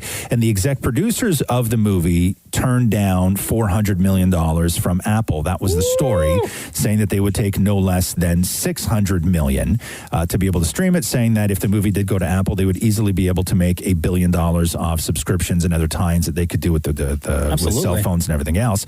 However, MGM has now come out to say this film is not for sale. So they're looking to kill those rumors, saying we do not comment on rumors. The film is not for sale. The film's release has been postponed until April 2021 in order to preserve the theatrical experience for moviegoers. Full stop. So according to MGM, the movie's not for sale, even though the producers the rumors were that they were now fielding offers from streaming services. And where would they get that money from? Not money, the dollar amount from? They may have been interested in it, but MGM's not interested in it. Gotcha. Right? So that's the sort of latest on that. So it's not looking like right now that No Time to Die will hit streaming services before it hits theaters. So that kind of sucks because that would have been the first big one. Yeah. This is the Roz and Mocha Show podcast. I didn't get into the Kanye interview with Joe Rogan. It's 3 hours. And Yeah, no, I do thanks. want to watch it. But when you have 3 hours to sit there. That's the whole thing, right? Did you see any of it? No. You didn't, huh? Because I saw the timestamp of 3 hours. I was going to watch it on Saturday. Yeah. And then when I opened the file, the YouTube video on my phone, I was like, 3 hours? Yeah, man. Ain't nobody got time for that? Yeah. Well, jeez. Maybe you're not supposed to watch it all at once. Maybe you are supposed to break it up. Maybe that's the better way to do it. Over like the course of a week? Yeah, maybe. Maybe I guess, you know what? On my drive home this week from work, that's when I'll have time. Just listen to it. And I'll listen to it in like 35, 40-minute chunks. Yeah. Some interesting things came out of it. I don't know where you want to start. You tell me. Jeez. There's like so much to cover. Yeah. You want to talk about like when he was saying that he's the human version of Instagram? Yeah. I love giving you guys my riffs. I'm like a human version of Instagram. When you look at Instagram, you look at, you're looking like 100 images a day. Well, I've got millions of images in my mind, and the majority of them haven't been realized yet. There's some images that are from my memory, but I got this whole the future that's in my mind that has to be brought. He talks a little bit about Star Wars, and then we'll get to the political stuff. I don't know why he's got so many opinions about Star Wars. Oh, it's a Disney thing. I got you. And this is about to make me mad right here. The first time you see me get mad in an interview. They said that George Lucas's prequels are worse than the corporate-made Disney Star Wars. I'll get mad at that, too. Revenge of the Sith. We saw how Darth Vader was made. Yeah. Like, I watched that like 10 times during COVID. Like, don't jump, Anakin. I got the high ground. Those early movies were pure. Yeah. They were pure. I'm saying even the prequels are better than anything that... And I'm sorry, Disney Star Wars design team. I know you're going to like put my face up in the, office and be like, forget... No, man, this is George. This is his baby. That thing was set in his heart to show us as children the hero's journey, and these like, how can we run it back and replay? Like even at Disney, there's people, at Pixar that have left. People have left, where they call, I forgot the exact title, but saying like every time there's a new idea, they call it like an unproven idea. So they'll get to Toy Story 800,000 and Frozen trillion before there's a new concept. Okay, we get it. You like, but no, you know what I do love? I love that Kanye's pissed off about Star Wars like everybody else is. I like that. But okay, so when it comes to running for the president and wanting to be the president, this is what Kanye truly believes is his destiny to do this.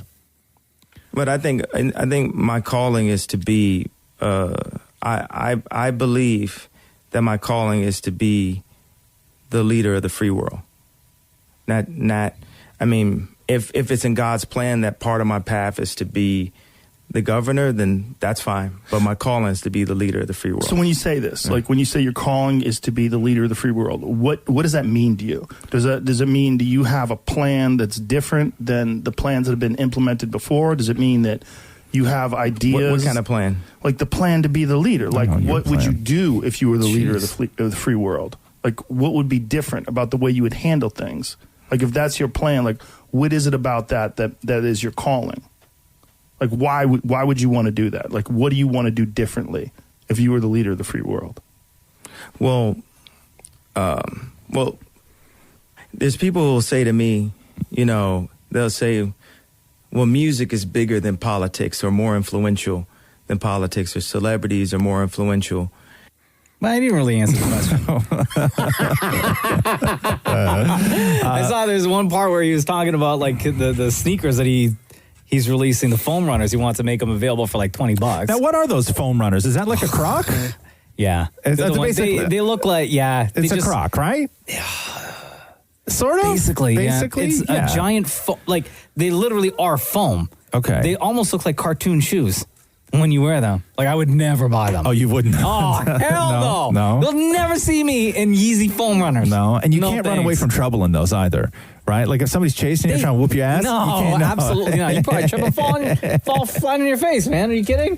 This is the Roz and Mocha Show podcast. Remember at the beginning of the pandemic, people were like, this is the worst. How could things get even worse?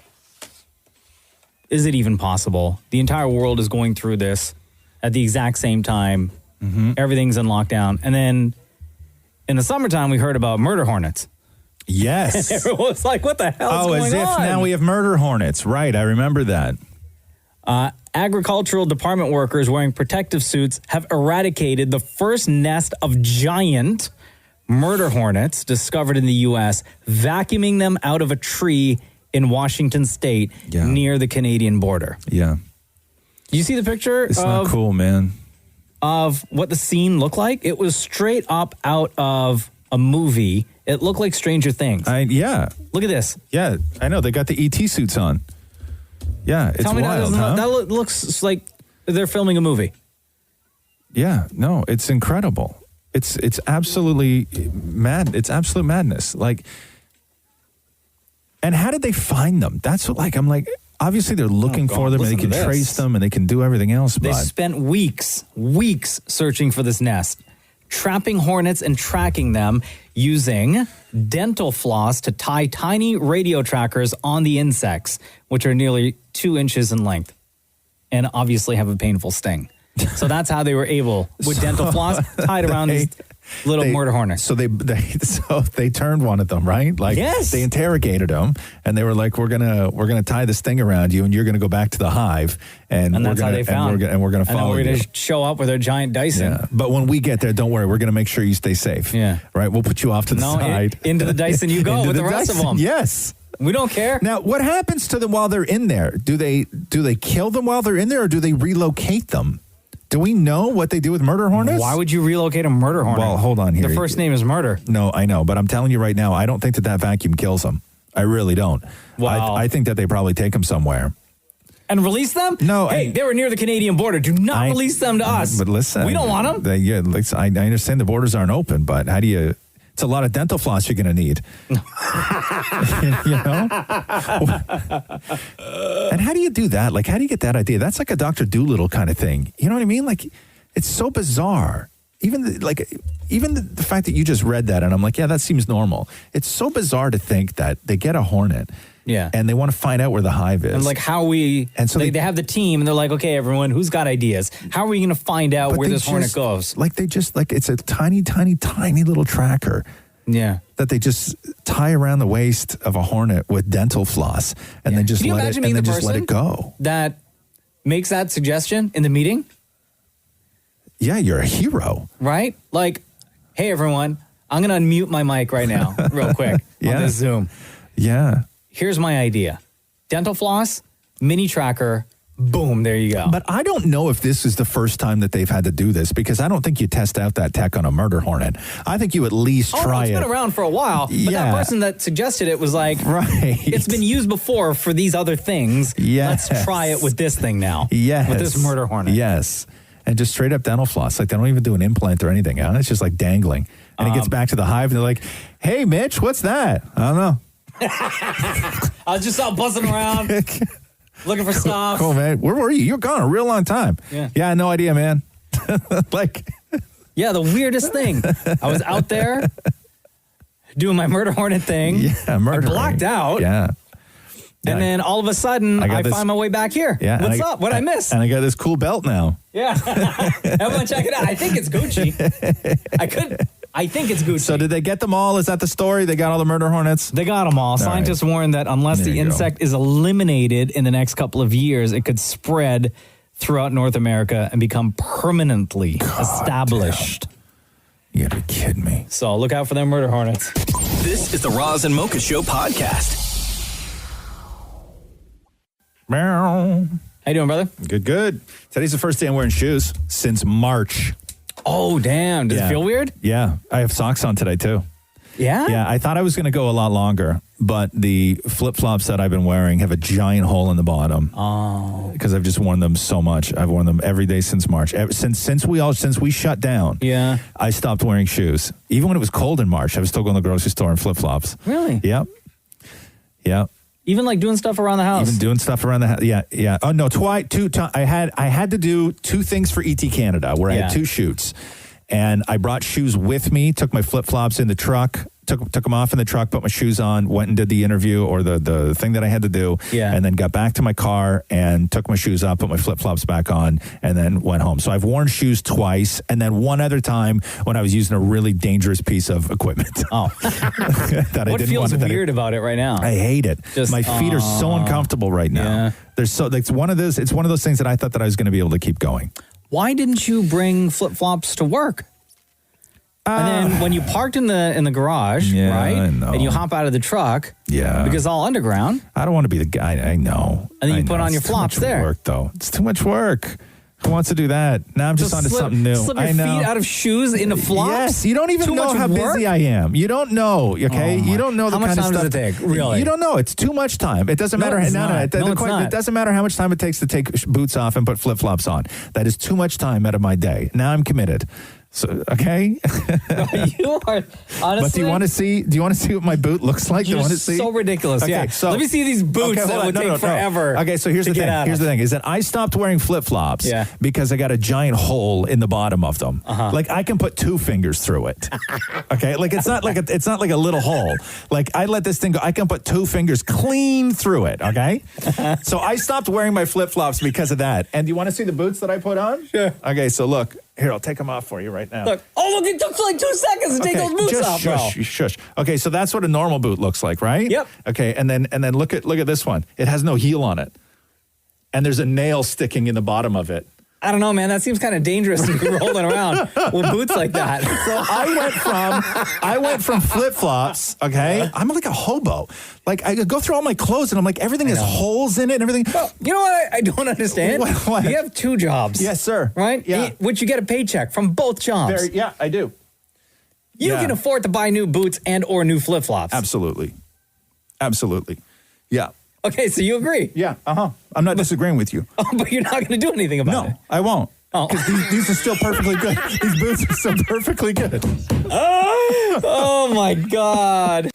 Roz and Mocha's Fix My Life. What advice can you guys give me? Okay, so my question is. Got a problem you can't fix. Roz and Mocha got you. Tina, what's up? It's Roz and Mocha. Hey, Roz and Mocha. You wrote us this. Roz and Mocha Fix My Life. My boyfriend does want to get married, but he has a low income and a bunch of debt, and my job security is non-existent. I've told him we need to get out our finances in order, but you sound like a broken record. Any advice?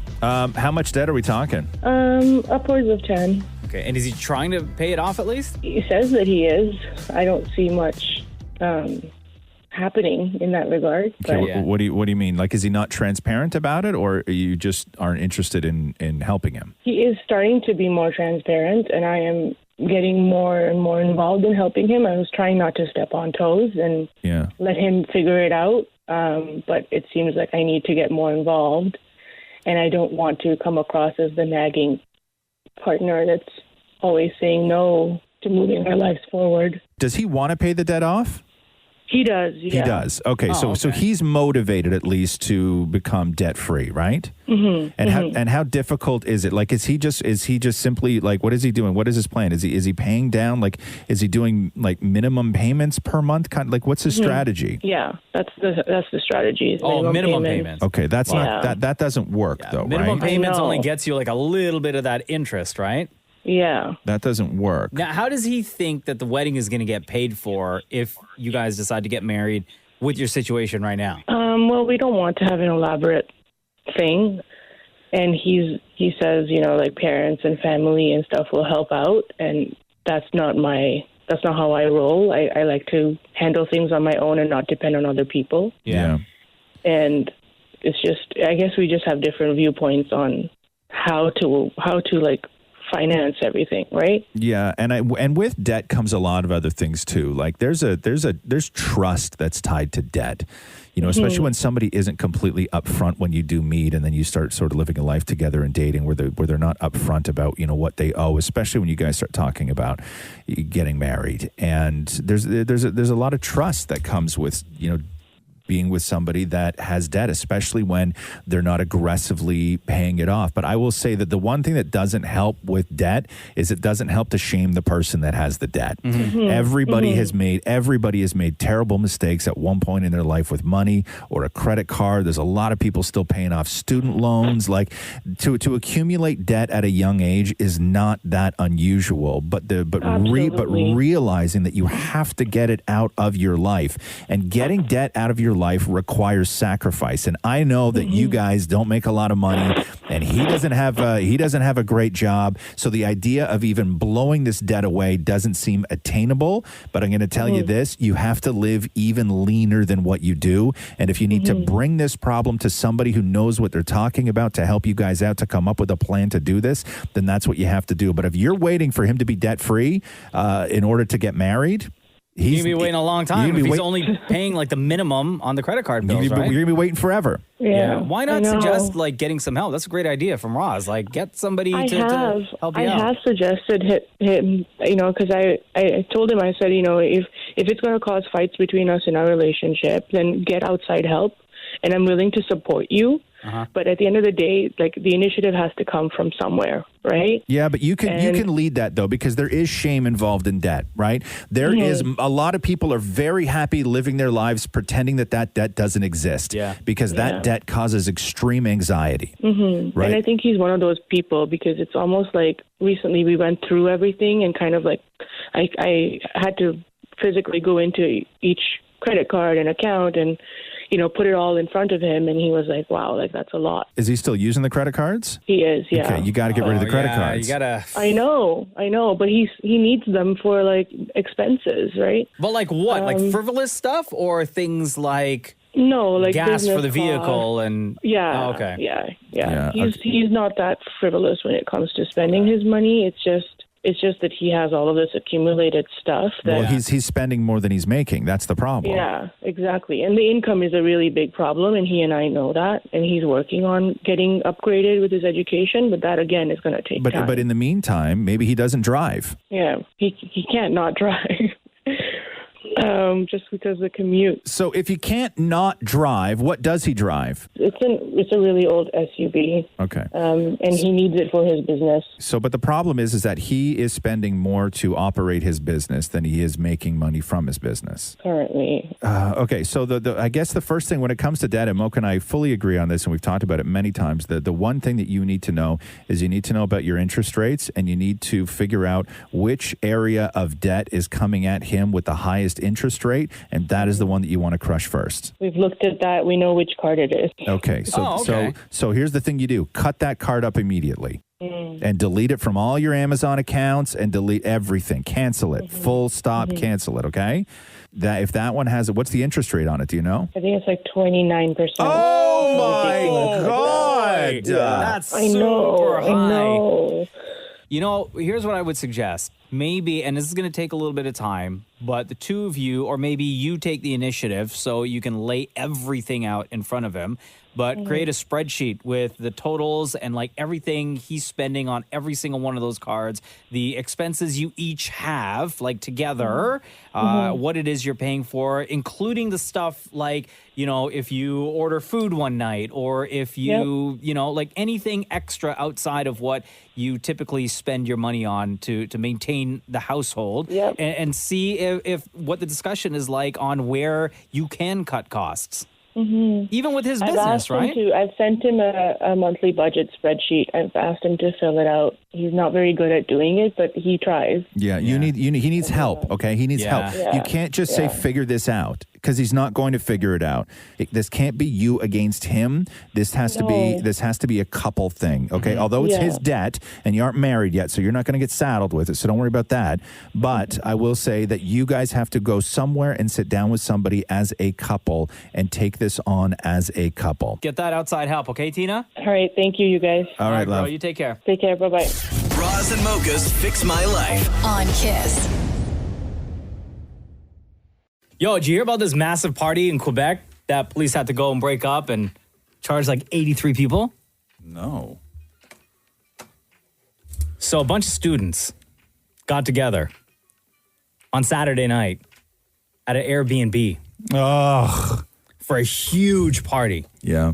Neighbors started to complain, called the cops. Hey, there's this massive party happening. Hey. A lot of noise. Yeah. Can you come check it out? Yeah. So the cops showed up, and there were they estimate 80 to 200 people inside of this Airbnb on Saturday night out in Quebec. They need to work on their estimation skills. That's a terrible estimation. 80 to 200? So that was going to be my first point to bring up. Okay, thank you. How do you estimate 80 to 200? I understand maybe there were 80 to 100 people. Yes, right? That's like an easy estimate. Yes. You can't feel like, okay, 1, 2, 3, 4, 10, 20, 30, 40, 80. Let's call it 200. Right? Yeah, that's really wild to me. Okay. Like, do they have different officers standing at different parts of the room? I don't know. Kind of eyeballing, and then they're like, okay, we'll say like 200. Also, that's got to be a big. You gotta have space to put 200 people in. You really do. So they were all there apparently for a birthday party, right? The person whose name was on the rental for the Airbnb, that person was actually not there. Oh, God. So it was rented out to one person who wasn't there, and then 80 to 200. You had 80 to 200 people in one condo and not even the person who rented the place? And not even the person who rented the place. So they started gathering up all these people. Turned out they were all students from various countries, right? Right.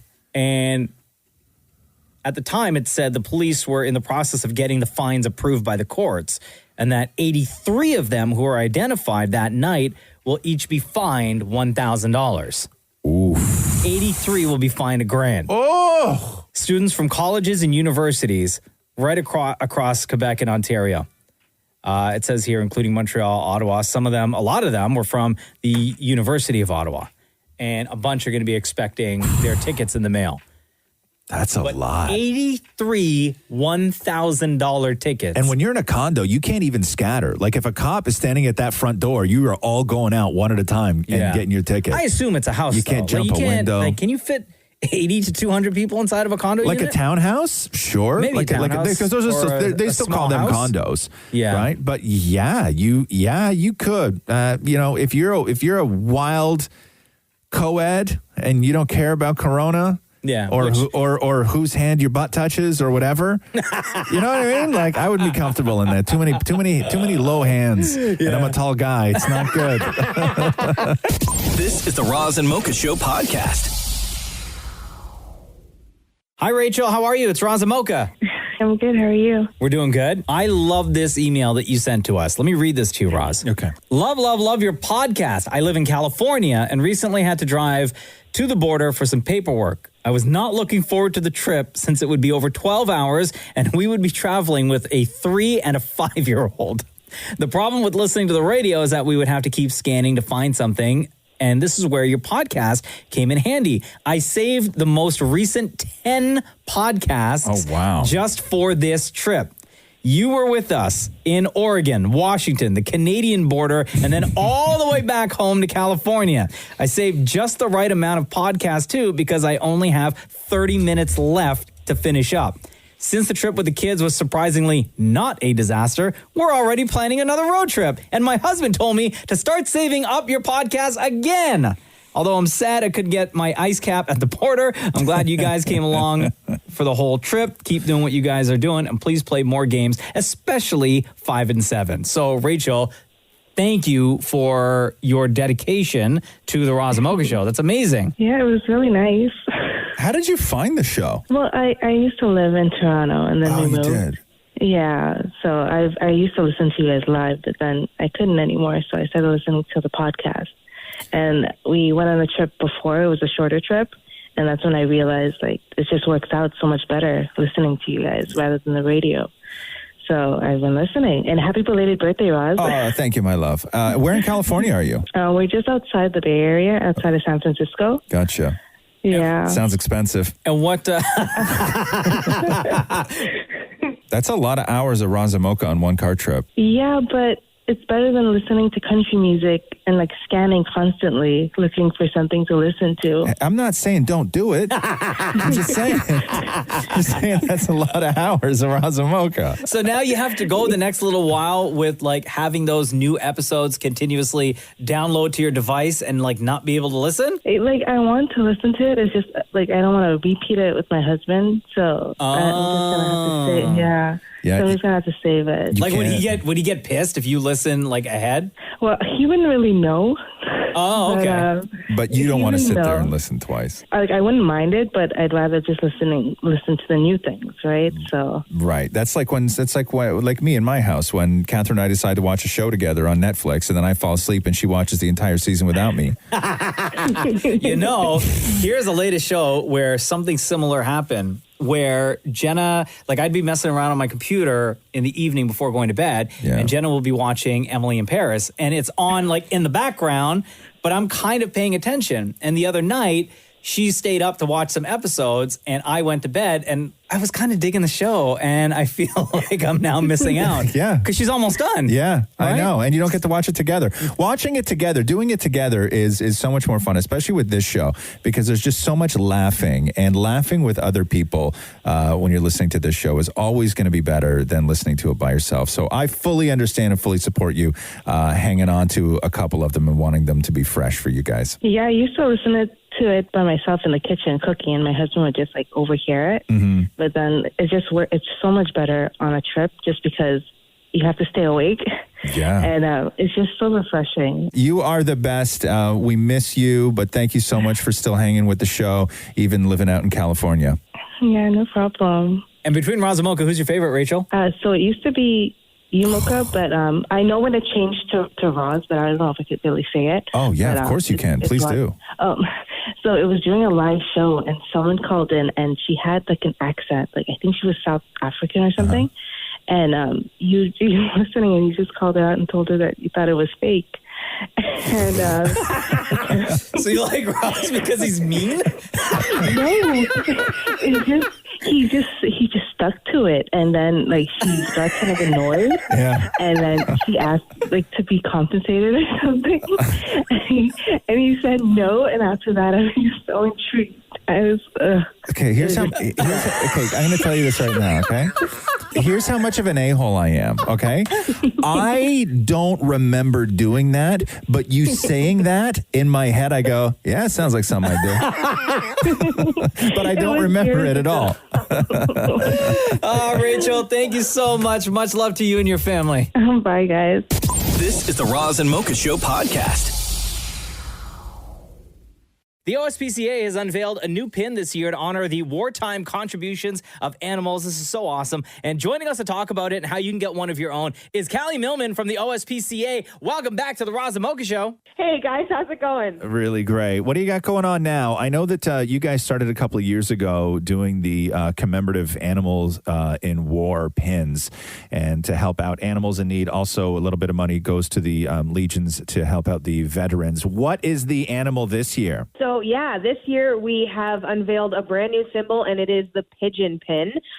So, yeah, as you mentioned, we've had a few over the years. So we've had our horse pin, our dog pin. We even had a limited edition pin for women who served in Canada's military. And now adding to the collection is our pigeon pin this year. How are things with you guys during COVID? Because I know that it's been really, really tough at the beginning because people weren't able to actually go and see the animals before they adopt. But how are things now? Yeah, you know what? Things are really good. We're so fortunate that the communities that we serve have been so fantastic and obviously really understanding during this time. It's been a challenge for a lot of people, but we have been able to find so many animals homes this year, despite everything going on, which is great. And, I tell people just to keep checking out the website because, yes, of course, you can go on and find cool things like our Animals in War pin, but you can also check out the animals that are available for adoption. We've got some kittens that'll be coming up for availability really soon, and hopefully some more dogs and puppies coming in the future. So keep an eye on the website for sure. So, Callie, is the OSPCA allowing visits from families to meet animals, or is everything still online? We're still doing everything virtually right now, which seems to be really working out well for us. With sort of second wave things coming, as we all know, with Toronto and York region, we've decided to just keep things virtual right now just to make sure everything is super safe. And it works really, really well. And people are really responsive to it, which is awesome. So I think we've all gotten used to the Zoom and the Skype and the FaceTime world that we live in. Yeah. And how are the animals dealing with that? They obviously don't understand what's going on with having a computer screen or maybe somebody's phone in front of them to meet a family. You know what? We have some that are total hams. We have a couple of cats that love it. They brush right up against the camera. Aww. They absolutely love it. So it's been kind of hilarious. And I think that it's just going to teach the animals when they get into their new forever families that they're going to have to be be a part of all the Zoom calls because I know that's my favorite part of any meeting. Oh, God, don't even with me, with my cats. I swear to God. Yeah, you deal with that every single day, right? Every day. And sometimes I can handle if I'm recording something for ET Canada. I can handle if the cat is on my lap or jumps in front of the computer because then I can like grab it, put him on the floor, and then I just redo it. What I find to be the worst is when they start doing stuff behind me. Oh, and you can't tell. And I don't know until I'm done, right? And it's fine. Absolutely. It's fine if they're sleeping, right? But it's never them sleeping. It's like one of them behind me trying to climb a shelf, right? Which is just distracting One when you see taking a bath. Oh my God! No, he's licking his butt. Like just all of this, stuff, right? It's always that. Hey, Callie. So if people want to check out the pins, especially the brand new one featuring the pigeon, where do they go and how do they donate? Visit OntarioSPCA.ca. Proceeds help animals who need care, and $2.50 from every pin sold are going to Royal Canadian Legion branches across Ontario. Nice. And also, I should mention, when you go through the checkout process, there is an option on there to donate, like if you can, additional funds that go to the animals. So I would highly suggest when you're going through that checkout process to throw a little extra as well to help out our animal friends. Thanks so much, you guys. Callie Millman of the OSPCA, always a pleasure chatting with you on the Roz and Mocha Show. Have a safe and happy Halloween. We'll talk soon, guys. This is the Roz and Mocha Show podcast. Yo, 2 days, bro. Yo, till what, bro? What's this one we're listening Mandalorian, to? season 2. Is it really? Yes. Shut your mouth. Yes. No. Friday? Uh-huh. Come on. I might actually come in to work a little bit earlier so that I could watch episode 1 for season 2. On Friday? Before? Not see it? No. Don't cheat on me like that. What? No. Because I can see it in your eyes. What's going to happen? Don't. Watch it when you get home. Why? No, because you can't. No. I don't. No. Run my life? I can't. Listen, man. What? Okay. I didn't even know. I completely forgot. I completely forgot. Advertising for it forever, dude. I just got Disney Plus. Okay. Like I've been a Disney Plus subscriber for about a week now, maybe a week and a half. Right? It's great, by the way. I love it. There's the Muppets show on Disney Plus that is so great. Yeah. It's amazing. It's like this new episodic thing that they're doing with the Muppets, and it's brilliant. Swedish Chef. There's so much Swedish Chef. It's amazing. Oh, is there? Yeah, I love Swedish Chef. He's the only Muppet that actually used real hands. Do you know that? What? For Swedish Chef. Swedish Chef. Yeah, Swedish Chef's hands are real. Are people hands? They're not. They're not Muppet hands. How have I never noticed that? Yeah. Because he's always throwing stuff, right? Yeah. Like all that. Yeah. He uses real. He uses real hands. So there's lots of Swedish Chef. But anyway, back to Mandalorian. Sorry about that. I am so excited for Mandalorian. Do you have a plan? The problem is that they do it like week by week, right? I know. So now I got to get back into that headspace. I know. Of watching something week, I'm not used week to that. to week. I'm not used to it. I don't think anybody's used to that anymore. I mean, I'm doing but it right. I like it. I like it a lot. I'm with you on that. I don't mind the anticipation. My mind is blown. Why? Not until you actually mentioned that they're human hands on the Swedish Chef. I've never noticed that. And now when you look at a picture of him, it will freak you out. Yeah, it's weird. It'll freak you, Mocha. Yeah. Look at it. It'll freak you out. And because his skin is very pale too, Swedish Chef, right? And so the guy who uses his hands, like he must keep them in gloves in the summer because his hands are just as pale as Swedish Chef's face is. Oh, yeah. Well, I'm sure they put like powder or whatever on it. You think so? Yeah. No, but to have a touch it up Muppet with body makeup. and human hands, nobody needs to see that. It's weird. No, it looks like Swedish Chef. Like I know you grow up with Swedish Chef, right? We'll get back to Mandalorian later, but I gotta say this, okay? We grew up with Swedish Chef and everything on the Muppets, and I'm a huge fan of the Muppets. But I will say this: when you now notice that Swedish Chef is a Muppet head and human hands, it looks like a fetish.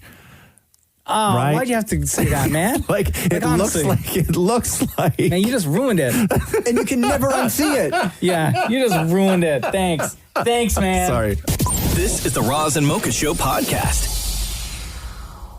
Yeah, look at the time. Hey, Mocha. Yeah. Are you ready? Let's do the news. A Roz and Mocha Show and Kiss 92.5 News Break. So Borat is now available for the world to see. And last night during the premiere, I guess there's a big giant inflatable Borat down on the waterfront, right? And then there's one in London as well, just sort of floating around. It's a big naked Borat. What's that? It went from there to here. Oh, it did? Yeah. Very nice. Anyway, so the movie's out, and during, I guess, an experience after the film, he did like a live thing with fans where you could Zoom with Borat and get some one-on-one time with Borat and ask Borat some questions. So this is Borat last night responding to Rudy Giuliani calling that one segment a hit job. Rudy says that you tricked him. What do you have to say to that? Well, I would like to give my full support to America's mayor, Rudy Giuliani. What was simply an innocent, sexy time encounter between a consenting man and my 15-year-old daughter was turned into something disgusting by the fake news media. Premier Trump, he has done exactly the same thing as Rudolph himself. In fact, there are the urine stains to prove it. I would like to give a warning to anyone else who tries to tell lies about this great lawyer. Rudy will not hesitate to reach inside his legal briefs and whip out his subpoenas. Okay, that was a funny line. But new Miley Cyrus album November 27th called Plastic Hearts. Yeah. That was announced. She says that if you're reading this, know that I effing love and appreciate you on the deepest level. I began this album over 2 years ago. Thought I had it all figured out, not just the record with its songs and sounds, but my whole effing life. But no one checks an ego like life itself. Just when I thought the body of work was finished, it was all erased, including most of the music's relevance. So she lost a lot of stuff in the fire when her house burned down. Did you also see that story about Miley Cyrus saying that she got chased by a UFO one night? Wow. Yeah. No? Yeah. So I guess it was in an interview earlier this week, but I was just reading about it. She goes, I was driving through the San Bernardino with my friend and I got chased down by some sort of UFO. She goes on to say, I'm pretty sure it's what I saw, but I'd also bought weed wax from a guy in a van in front of a taco shop, so it could have been the weed wax. No, I'm going to say it's aliens. But the best way to describe it was a flying snowplow. It had this big plow in the front, and it was glowing yellow. I did see it flying, and my friend saw it too.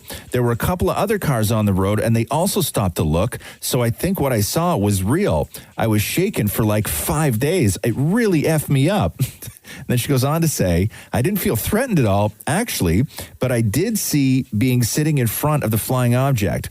It looked at me, and we made eye contact. And I think that's what really shook me, looking into the eyes of something that I couldn't quite wrap my head around. Again, this was right after she bought weed wax from a guy in a van in front of a taco shop. But let's not say it was the weed. Yeah, no. Right? It's definitely aliens. Definitely. Facts. Julie Louis-Dreyfus was on The Tonight Show talking about the famous Elaine dance because Elaine from Seinfeld, everybody started talking about this again after Donald Trump was dancing on the stage earlier this week and very much looking like Elaine from Seinfeld, who Elaine from Seinfeld was always, like, her character was a notoriously horrific dancer, right? That was amazing. And so she was on The Tonight Show talking about the origins of coming up with that style of dance for Elaine. The writers wrote this script. I got it the night before the table read, and it said, Elaine dances weird, but they didn't say how or anything. So I got in front of the mirror, and I tried out a couple of movements that I thought looked horrible. Yeah. And then I came down to the kitchen, and my husband was there, and my mom was visiting at the time, and I said, okay, guys, tell me which one of these is worse. And I did it for them, and they chose that one, and that's the one that I did in the show. And the thing that most people don't know is that, of course, there's music playing when you watch that episode, that Elaine is dancing to music. But when we actually shot it, we couldn't play music because all of a sudden those herky-jerky movements would have been to the beat. I couldn't separate it. You know what I mean? Yeah, you'd be too on rhythm. It had to be completely off rhythm. And that's just a way of me defending myself, so you don't think that I really dance like that. I actually do have a little bit of rhythm. It's awesome, right? Do you remember that episode? Yes. Nobody had ever seen it before. No. It was all right. Who's dancing? Come on, who's dancing? Want me to get it started? I'll get it started. And she does her weirdo move and it became iconic. Right? It's so good. So authorities pulled over Offset because of information from a passerby of a subject inside a vehicle who was pointing a weapon at pro-Trump rally supporters from inside the vehicle. And Offset was driving with Marcello Almazar, who police did arrest at the scene on charges of carrying a concealed weapon and carrying a loaded firearm in public. Beverly Hills police said that the victim of the alleged crime did not want to press charges against him, and then his bail was set at $35,000. Offset himself, they say, was not arrested, although there were reports that he was. They just said that he was detained. The incident happened in and around Beverly Hills. A representative for Offset said the artist and philanthropist Offset was detained by the Beverly Hills Police Department following an attack by aggressive Trump supporters. He was released shortly thereafter. Offset thanks his fans and their support and wishes everyone peace and safety during these trying times. Now, the thing with this is that as they pulled Offset over, because somebody who saw a gun in that car gave police the description of the vehicle and the license plate, Offset immediately started streaming on Insta to 33,000 people. So this is how it all went down. Because you got guns out. That's my choice. I'm not going to move my hand from my steering wheel. Because we were told that you guys were waving. You celebrity, you know who I am. I'm Offset from the Migos. They're fans. That's why they following me, bro. Has nothing to do with why we're here. We were told that you guys were waving guns. You just watched somebody beat my car up with a flag. What are you talking about? I need you to turn. You told me put my hands up. I'm not doing that. You put my hands up. It's 25,000 people in my live. I'm telling you. You're going to get sued publicly. Turn off the car. Don't move, man. Open this door. No, that's not legal. That's not legal. You can't just open my door. Yeah, I can. No, you can't. Get out of this car right now. You can't just open my door. You can't just open my door. You can't just open my door. It's illegal. I'm going to sue the shit out of y'all. Y'all know who I am? Damn. What is you grabbing my wrist for, bro? So aggressive, bro. Hard. So was there actually any proof that someone was flashing a gun? They arrested Cardi B's cousin was the guy, the passenger in the car. So that's Cardi B's cousin. I thought somebody saw a gun, but not. No, he had a gun. Gotcha. He had a gun, and he was arrested, and then bail was set at $35,000. But to me, I know that everybody's like freaking out over this, but to me, this seems like it was handled in a way that you hope things are handled. Yeah. Is it because after Offset told the officers that he was on live? Maybe. Everyone was trying to be on their best behavior? Sure. But I mean, they knew a gun was in the car. Yeah. And normally those situations don't end well. We've seen it time and time again. Oh, yeah. They don't end well. This, to me, I don't know. But so Offset released, not arrested, as a lot of the reports went. Tom Holland goes on his IG story late last night to say this. Okay, so we just landed in Atlanta, and it's time for Spider-Man 3. Let's go! Oh, yeah! So there you go. Nice. So Tom Holland just landed in Atlanta along with his co-stars to start filming Spider-Man 3. Adele hosting Saturday Night Live this weekend, and you wondered when it was going to come up about her sort of physical transformation, all the weight she's lost. And I know I look really, really different since you last saw me, but actually, because of all the COVID restrictions and the travel bans, I had to travel light and only bring half of me, and this is the half that I chose. Yo, what a boring show on Saturday, though. It was so boring. That was the worst. The only skit that I enjoyed was the Bachelor one. Yes, and I think that was the sort of highlight for everybody else as well. Yeah, but everything else was just so bad. What did she do in the Bachelor skit? She sang? Is that what happened? She was playing like herself, right? And every time he said or made a decision, didn't even make a decision. She just made an assumption. And then it went into one of her songs. Do you have that there? Because I've all the time in the world to hear Adele sing, But yeah, no, the show seemed real boring. We'll get into some more of it a little bit later on because I want to play the Africa skit and get your thoughts on that. It's so nice to finally have some alone time with you. I know. So, why don't you tell me a little bit about yourself? Oh my God. Hello. It's me. I was wondering if after all these years you'd like to meet. Okay, Adele. No, okay? It has not been years since you've seen Ben. You've been singing to him all night. Oh my God, I know you're so right, Hannah. That's funny to me. That's not funny. No, it is. That's what I'm saying. Okay. That was like the funniest skit Oh, that was it though, huh? of the entire night. And then I always enjoy Weekend Update with Colin Jost and Michael Che. Right. Like those are the highlight for me watching SNL is always Weekend Update.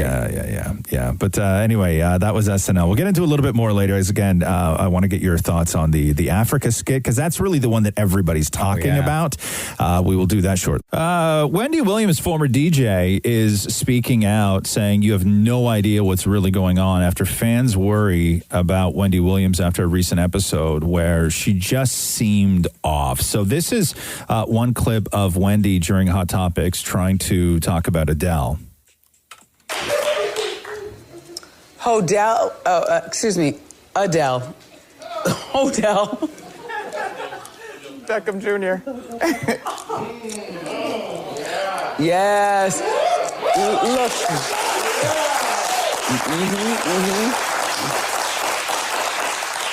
That's our girl, Adele. Okay, and that was just like a small part of just sort of her demeanor. And then fans were asking, somebody wrote on Instagram and said, Wendy, you need to stop your show and seriously get help. Your camp is just watching you spiral instead of sending help. Shame on them. I'll be boycotting the show until you get checked into rehab. Drugs will kill you. Please get help. And then somebody else wrote, she didn't listen to them, probably why DJ Boof left the show. And then DJ Boof commented on that and said, yup, exactly. And it will all come out. Y'all have no idea what's really going on. And everyone there is afraid to speak up because they don't want to lose their jobs. This is going to play out very bad. I feel sorry for the workers and victims. Have a blessed day. So whatever's going on the Wendy Williams show. Is she back in the studio? She is, yeah. Wow. And her staff is the audience. Yeah. It's one of those situations. Jay Farrow from SNL. Do you remember Jay Farrow? He was the guy that did all the great voices. He did like a really good Denzel Washington and everything else. He did Kanye, Jay-Z. Yes. He did a really good Kanye. Yeah. So he says that he was the one that invented Karen, calling white women who are annoying Karens, because he did it in an act in 2015. Who was the other comedian? Cook. Dane Cook said. So, and he acknowledged that. He right? said, yeah, listen, Dane Cook did a Karen thing too, but he says that his version of Karen is what led to everybody calling annoying white women Karen. Where do people do such things? Oh my God, Karen. It's always a Karen. Oh my God, Karen. It's funny. I'm the one who started. There's always a white woman named Karen. Now, unbeknownst to me, even before that, I mean, there was like some Karen stuff, but like the white woman named Karen, I experienced that. So I said that, and literally when I saw the memes and all, I was like, really? What? I was okay. You can ask any of my friends, right? For years, I did that joke. But I thought that Dane Cook did almost the exact same joke in his routine. And earlier, right? Way earlier. Like way earlier. So I don't know. I mean, I can take credit for it, I guess, right? But you're not. Yeah. It's a weird, though. It's weird because. It's a weird claim. It is a weird claim. Or, sorry, not a weird claim. A weird thing to want to claim. Like, I'm the one. I know. Right? That's responsible for Karen.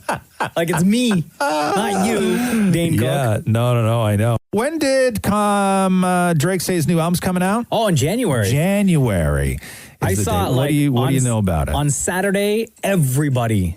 Like, I've seen people wish celebrities happy birthday. Yeah. And, like, celebrities react. But with what the internet did on Saturday, my entire feed, Twitter and Instagram, mainly Instagram, was full of happy birthday Drake. Right. And then he dropped a 1-minute video and announcing that Certified Lover Boy is going to be coming out in January. Okay. So did you think it was going to come out earlier? I thought it was going to come out. I had received information that it was going to drop in November. Right. It's tough, though, when you can't do anything, right? But now he's got what? He has the 2 singles with DJ Khaled, plus he dropped Laugh Now, Cry Later. Yeah. Between now and January is a long period of time. At some point in the next couple of weeks, I'm sure we're going to get another single from that album to help hold us over until until the album drops in January. And Drake's not the type to announce something and then not come through, right? No. That album's going to... Is he the type? No. That album's coming out. That album's coming out for sure. Okay. Donald Trump on 60 Minutes last night. Everybody was on 60 Minutes last night. And we all knew going into this that this was the interview with Leslie Stahl that Trump walked out of. Here is a little bit of that. The interview, 60 Minutes. I see Joe Biden giving softball after softball. I've seen all of his interviews. He's never been asked a question that's hard. Okay, but forget him for a minute. No, but you started with me. You're president. And excuse me, Leslie, you started with me. Your first statement was, are you ready for tough questions? Are you? That's no way to talk. It's no way to talk. Leslie, one second. At this point, one of our producers interrupted to advise about the time remaining in the interview. I think we have enough of an interview here, Hope. Okay, that's enough. Let's go. Let's go. Let's go meet for 2 seconds, okay? Thanks. I'll see you in a little while. Thanks. Oh, damn. Be careful. We were scheduled to take a walk with the president around the White House grounds. I've got a lot of questions I didn't ask. While we waited to see if the president was coming back. Rich? And no, he didn't. He didn't come back. Wonder why. Obama, when all this came out, I missed this clip, but when Obama found out that he walked out on 60 Minutes, he was doing a rally for Biden and had this to say. You know, something that you can't really say about this president, he likes to act tough and talk tough. He thinks scowling and being mean is tough and being rude is tough, but when 60 Minutes and Leslie Stahl are too tough for you, you ain't all that tough. If you got to walk out of the 60 Minutes interview, then you're never going to stand up to a dictator. Damn! Wow. Man, you are never going to stand up to a dictator. Wendy Williams on her show yesterday addressing what went down on Friday. So Friday had a lot of people concerned on Wendy Williams' show because we know that she has dealt with addiction in the past. She was living in a sober house for a while. She went through a really ugly divorce, and she's got a lot of the stuff that she's dealing with. But people were very concerned with Wendy from her performance on her show on Friday, where it was very erratic. Rick Ross, since he's rich forever, to me, he's got a lot of mansions. 12 bathrooms. We already talked about the bathrooms. 12 bedrooms. But that was pretty much the whole show. Is entertain him. Right? Man. That was the whole show. So yesterday, Wendy was back on the air, and she had this to say. You know, I always say I love you for watching because I really, really do. You know, I come here every day and I try to do the best that I can for you. I appreciate you watching. But it's, you know, even after all of these years, it's still work, you know, an effort put in for the hour that I'm out here with you, you know? I guess every day is not perfect, but I'm not a perfectionist. I'm not perfect. But I do appreciate you putting in the effort to watch us. And I love entertaining you, you know? So there you go. Sound a little bit better. Roz and Mocha Q&A. Hey, Ryan. Hi. Ryan, what is your question for the Roz and Mocha Show podcast? Okay, so over the years, Roz has come up upon many BS surveys and articles, quote, according to science. So my question is, have any of these articles from science affected your life in any way? And so you had said this, that you noticed that I drive an old truck, Mocha drives a Pilot, and Dammit Maury drives a Yaris. And the example that you gave was, do men who drive nice cars, are they more rude, right? I don't know, man. Any of those, like, according to science, yeah. I'm not really... According to science thing that we did on the show once, that was guys that drive nice cars are rude. We did a whole thing on this. Hey, listen, let me tell you something about cars. How old are you, Ryan? It's not a difficult question, bro. How old are you? Yo, Ryan. Ryan. Oh, I don't think I can tell you. You can't tell us how old you are. Why? 13. 13. Okay, cool. That's fine, man. It's fine. You're 13. That's all good. I will say this. I figured out the secret. And because I'm like you, I've read a ton of studies over the years where it's like, the hotter the car, the smaller the guy's wiener is. And I've read studies of guys who drive fancy sports cars are generally a-holes, all of this stuff. Yeah. And in my vast experience of being a licensed driver, 3 years. 3 years. I have figured out what the sign is for somebody who is absolutely 100% without question an a-hole. Regardless of what kind of car they drive, there is one thing that they all do. Okay. And it's taken me years to figure this out. Okay. Like almost 3. Yeah. Okay. As a driver. Whether you're driving a Porsche, a Mustang, a Yaris, a Civic, a whatever, okay? Yeah. It's the guys who take a car and lower it. Oh. Really? It doesn't matter what kind of car it is. If you take that car and you lower it so it's like an inch off the ground, absolutely you're an a-hole. But you can't loop Yaris into that. They come low. No. I mean like when they lower them, Maury. Yeah. Like when they lower the car. But a Yaris can't get lower. Yes, it can. I'm telling you right now. Look at these guys that drive these Civics with like all the Pokemon dolls in the back and everything, right? Where they're like an inch, you know what I mean? Where they're like an inch off the ground. Yeah. Right? And you open the door and like the neon light hits the road. That's the sign to That you? is the sign. If you are one of those guys that sees a car and goes, you know what I want to do? I want to make it 3/4 of an inch off the ground. You are absolutely without question an a-hole. You drive like an a-hole, and I bet you treat your friends like an a-hole. Absolutely without question. Without question. Ryan, can I tell you? And Roz, can I tell you? Yeah. Like how many dudes in my circle of friends? Yeah. lowered their cars. Yeah, they're Acuras and they're Civics. And they're all really nice guys, too.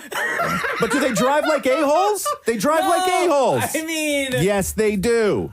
Yes, they do. Maybe the exhaust shouldn't be as loud as What I hear experience it. do you have with lower cars? What are you talking about? Like, how many cars have you seen that are that low? I hardly see any of those. Maury, you're never on the 401. Yeah, you don't drive around. No, never on the 401. No, you don't drive at all. I'm like, I spent enough time on the highway, and I'm telling you, man, when I see that car. Oh, and the other thing too is this. Okay, when I see a Honda Civic coming up behind me in a color that is not a color that Honda sells for a reason. Jeez, yeah. That guy's a huge a-hole too. Oh, wow. Yeah. Damn. I can't Absolutely. agree with that. Really? Absolutely. Why?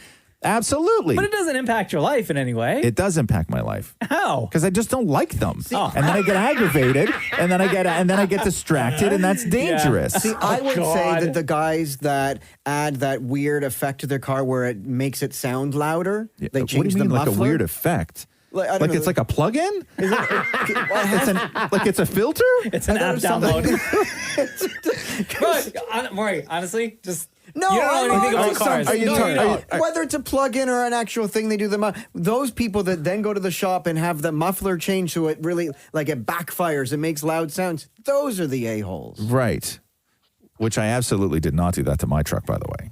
Oh my God, did you? Of course he did. Of course I did. Except you. Hey, Ryan, have any of those kind of surveys, not necessarily about cars, but like according to science, whatever, do you feel like your views on things, or you have like been impacted by any of them with the way you live your life being 13 years old? I think the bath towel one changed a little bit. What's the bath towel one? The one where you said you should only use it 3 times before. Oh, according to science, you should only be using your bath towel 3 times after, and then washing it and get a new bath towel. Yes. Which makes no sense because you're only using it when you're clean. I know, but then it just air dries, and that's what creates mold. But it's air drying with clean air. Or No, but with clean it doesn't moisture. matter. It doesn't matter. It's water. It's moisture. Moisture, when it dries and turns to mold, is never a good thing. Right? Water on things is never good. It's never good. I got to change my towel. Yes, you do. Hey, Ryan, thanks so much, bro. Thanks for having me. Right on, brother. Later, dude. Got a lot of questions aimed at you this week, Roz. Oh, what'd I do? Ashley wants to know how it feels being able to get the seniors discount now. Shut up, man. What does it matter with people? Justin also wants to know, what was Prohibition like, Roz? You have one birthday, you know what I mean? And then I got to hear about it for weeks. Like, that's why, remember we used to do real big things for birthdays around here? And then every year I'm like, no, nothing. Don't even bother. Try to keep it low key. No, because I just can't handle the roasting anymore. Right. What was Prohibition like? Shut up. Okay, Steven says here, what's your strongest and weakest meal that you can make? My strongest, like as far as what I'm capable of doing, like preparation wise. What's your skill set? I Interesting. Okay. Well, I will say I'm absolutely weakest, and I've talked about this many times when it comes to desserts, when it comes to baking, when it comes to any sort of thing like that. I am not good at it. I don't do it because to me, cooking is an art, baking is a science. And then you add on top of that I don't actually like sweet things. Like I don't eat dessert. And so if I was ever in a position, which I've been a couple of times where I've had to do a dessert, I don't have the knowledge. I don't know what goes with what. I don't know what the basics are. I don't know. Like Catherine can go in the kitchen with Rox, and the two of them, like in 5 steps, they have a cake, and it's delicious, right? I don't know what they put in it. Like I know it's flour and water and egg and butter, but I don't know other than cake. Yeah, but I don't know what of what. Okay, right. Like I don't know what the basic sort of consistencies are of those things. So I would say for me, definitely desserts is where I could vastly improve. What about strongest?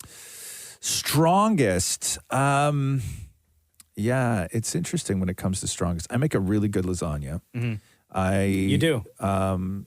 Pastas I'm good at, but I God, it's tough because everybody likes their pasta a different way. Some people like it more saucy, less meaty. Some people like it more meaty, less saucy, like a bolaise. No, I like mine like lots of sauce, lots of meat. Yeah. Okay, so both. So you're like you're 50-50, right? Yeah. Even Steven. So stuff like that I'm good at. I stopped years ago when I got a sous vide at home.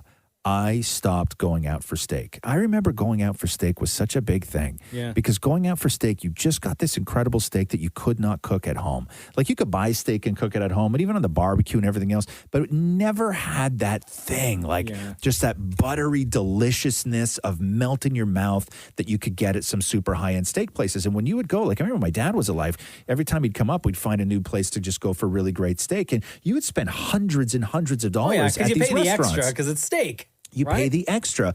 Yeah, exactly. And now because I sous vide and I've like sort of like got the right pans and I know that the temps and everything else, I now refuse to actually buy a steak in a restaurant and pay those kinds of prices for it. Yeah, so I haven't had steak out. So I would say that I will put, if I get a decent cut of meat, I'm not even saying a perfect cut of meat, but a decent cut of meat, I would put my steak up against any steak that you could get from one of those restaurants. Wow. 100%. 100%. All right. My favorite steak place closed down, and I haven't had a good steak since. It was this old sort of hole in the walls called Seniors. Oh, yeah, I know Seniors. And you used to go upstairs to that's where the steak was, upstairs, and it was covered in butter. It was the best steak ever. This city used to have like some really incredible, like it was known for a lot of years because people would just come, like people would come to Toronto, like tourists would come to Toronto and they would do those things. You would do the CN Tower, you would do, I guess at that time, like maybe the ROM, Ontario place, like all of this stuff. But people who would come up who were sports fans, that if their baseball team from Cleveland was playing and they came up to Toronto, everything else, there was a sort of map that people had laid out in Toronto of all the incredible steak places because Toronto was super known for its steak. Like it was really wild because there was all these old, like there was a place called, like, I don't know, is Tom Jones still there? That place that was off King right behind the King Eddie in a parking lot? I don't know. Tom Jones Steakhouse was a big one and it was very expensive. Remember Barbarians? That's still there. Is it still there? Barbarians right? Still around. Barbarians is still there. Then Highs moved into the city. Then there was. Oh yeah, we've been to Highs. We've been to what's the other one? Hendrix. And, and what's the place down on the water that's very expensive? Harbor 60. Oh yeah, Harbor 60. So we had Toronto had this reputation of these incredible high end steak places. Yeah. And everybody used to go there. My dad and I always used to go to we'd just pick one of these places, but it was very expensive. No, but there's kegs in other cities, right? Yeah. When Jen and I first started dating, I remember we went to that Harbor 60. Oof. And that's I tried an expensive night, bro. So I tried to flex so hard, right? Yeah. And I ordered a porterhouse. Oh. Right? Yeah. Huge. Yeah. And I thought that I could take it along with all the other sides, all the other fixins, right? Yeah. We got mac and cheese, we got asparagus, we got broccoli, and one other thing that had cheese on it as well. Right? Man, that what was the bill? Oh, I don't know, hundreds. Yeah. Hundreds. But when I didn't try to flex on the price, I tried to flex with the amount of food. And that's tough when it's me because that's heavy. In my mind, I thought I could finish the porterhouse. And how big was it? Dude, it was just massive. The size of the largest plate that you have in your house. Like 20 ounces or something like that, right? Huge. Yeah. I couldn't finish it. I had to take it home. Yeah, that's crazy. Matthew still holds it over my head when we went to Harbor 60 for my birthday. And this was years ago. He still reminds me how much he paid for that. Every time it comes up to his birthday, he'll always remind me, I remember that. You were here then, were you not? Yeah, and it cost him almost $400. Almost $400. Oh, wow. He will never let me live that down. What was the story? I knew a guy, and I don't remember all the details. I used to work with a guy that took a date there, and it was a first date. And I think that the story was she ordered something that was ridiculously expensive, like the most expensive steak and fish sort of thing that you could get. It was hundreds upon hundreds of dollars. Yeah. And I remember she got the combo. And I remember that he said that it arrived and he already knew that the date wasn't going well when they got there. And it arrived. She ate barely anything. Oh no! Ate barely anything, and right before they left, she asked for all the leftovers to be taken out. No! And she took all the leftovers home, plus her full meal that she barely touched, and the bill was $500. And now they're married. No, they never saw each other again. Oh no! Yeah, so he basically paid for groceries for a week. Exactly. Yeah. Oh damn. Yeah. And I was like, do you think she went home and shared that with another guy? Right? Oh, bro. Come on. Oh, I don't want to know the answer. No, I know. But yeah, there's a lot of stories about that ride about Harbor 60. I've heard some stories of people going to Harbor 60 where it's thousands. Yeah. Because they get into wine, right? Oh my God, when yeah. you start, because I went there one time and they brought us out this. I don't even know what it was. It was like a tower. It was a tower. It was 2.5 feet tall, and they just put the tower down on the table in front of us. And this tower had rings around it that went all the way up. It looked like a metal Christmas tree, but only with platters on each level. Oh, and each level was just full of food, full of meat. Yeah. And I'm looking at this, and I wasn't paying. I knew I wasn't paying. I went there knowing I wasn't going to pay, right? And by the end of it, the bill that somebody settled up was, I swear to God, it was up around $2,500. Oh, geez. Yeah. Yeah, no way. Yeah, it was wild. Really wild. Dan Mori, strongest and weakest meal that you can make? Weakest, pretty much everything. Strongest is this time of the year, I make an amazing pumpkin cranberry loaf. It's the one thing that I... No, who's told you it's moist amazing? and juicy. Oh, honestly, though, Matthew loves it. He even went out, bought a can of the pumpkin puree and everything, and put it down on the counter saying, you're making your loaf this weekend. Can I tell you that they need another name for that? Even when I have to get bread, I never say the term loaf because to me loaf sounds disgusting. So what do you say for meatloaf? So I'll say meatloaf, but for even to just hear, but I'll never just call it loaf. Like when you say I make a great pumpkin cranberry loaf, as soon as you say loaf, I'm immediately disinterested in it because it sounds disgusting to me. Sorry, explain what it is. Is it? Are you talking about a bread? Yeah. Why is your bread juicy? No, but it's not a bread. It's not a bread. It's a dessert loaf. But what else can I call it? What is it? Cake? Like a festive log? But what's? Okay, don't listen, man. You got to stop referring to your food as log and loaf.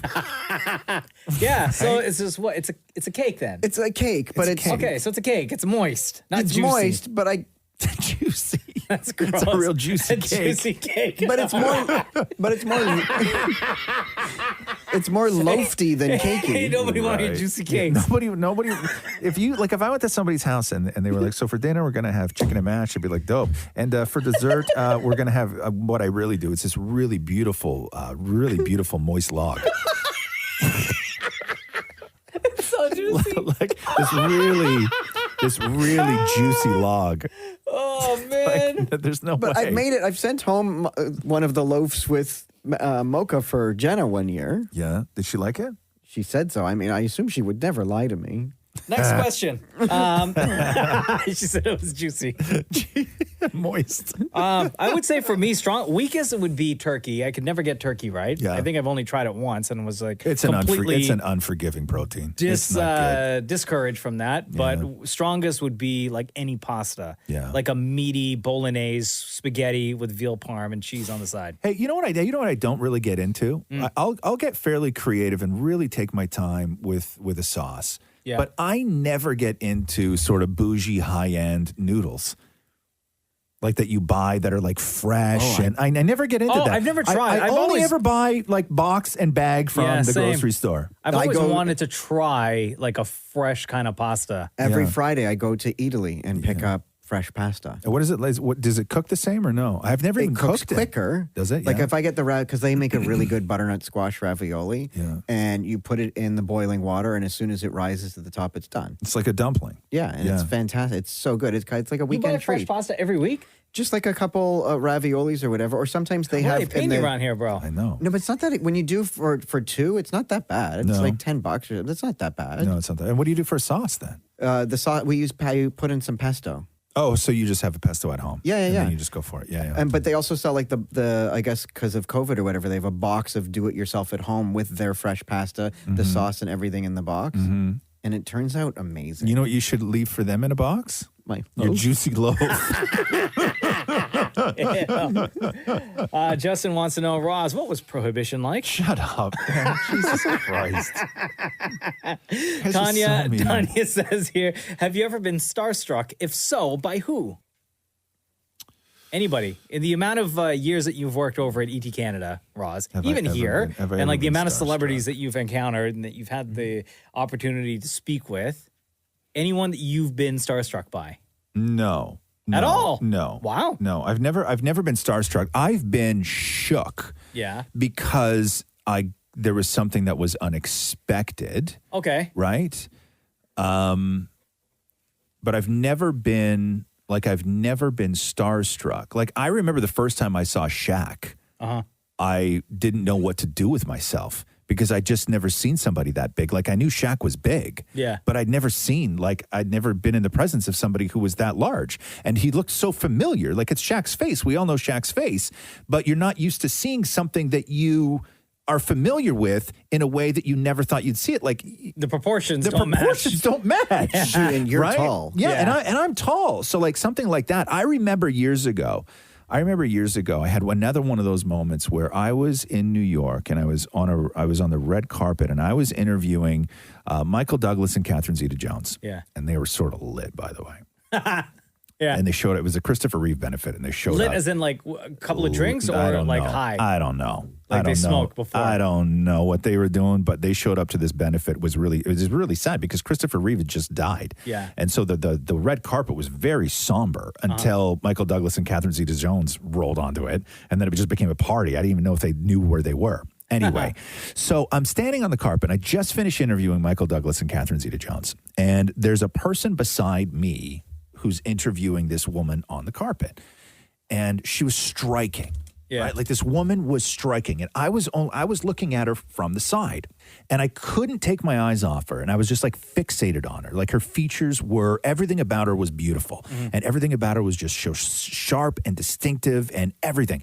And I couldn't for the life of me figure out who she was because the person beside me was doing like this really long interview with her.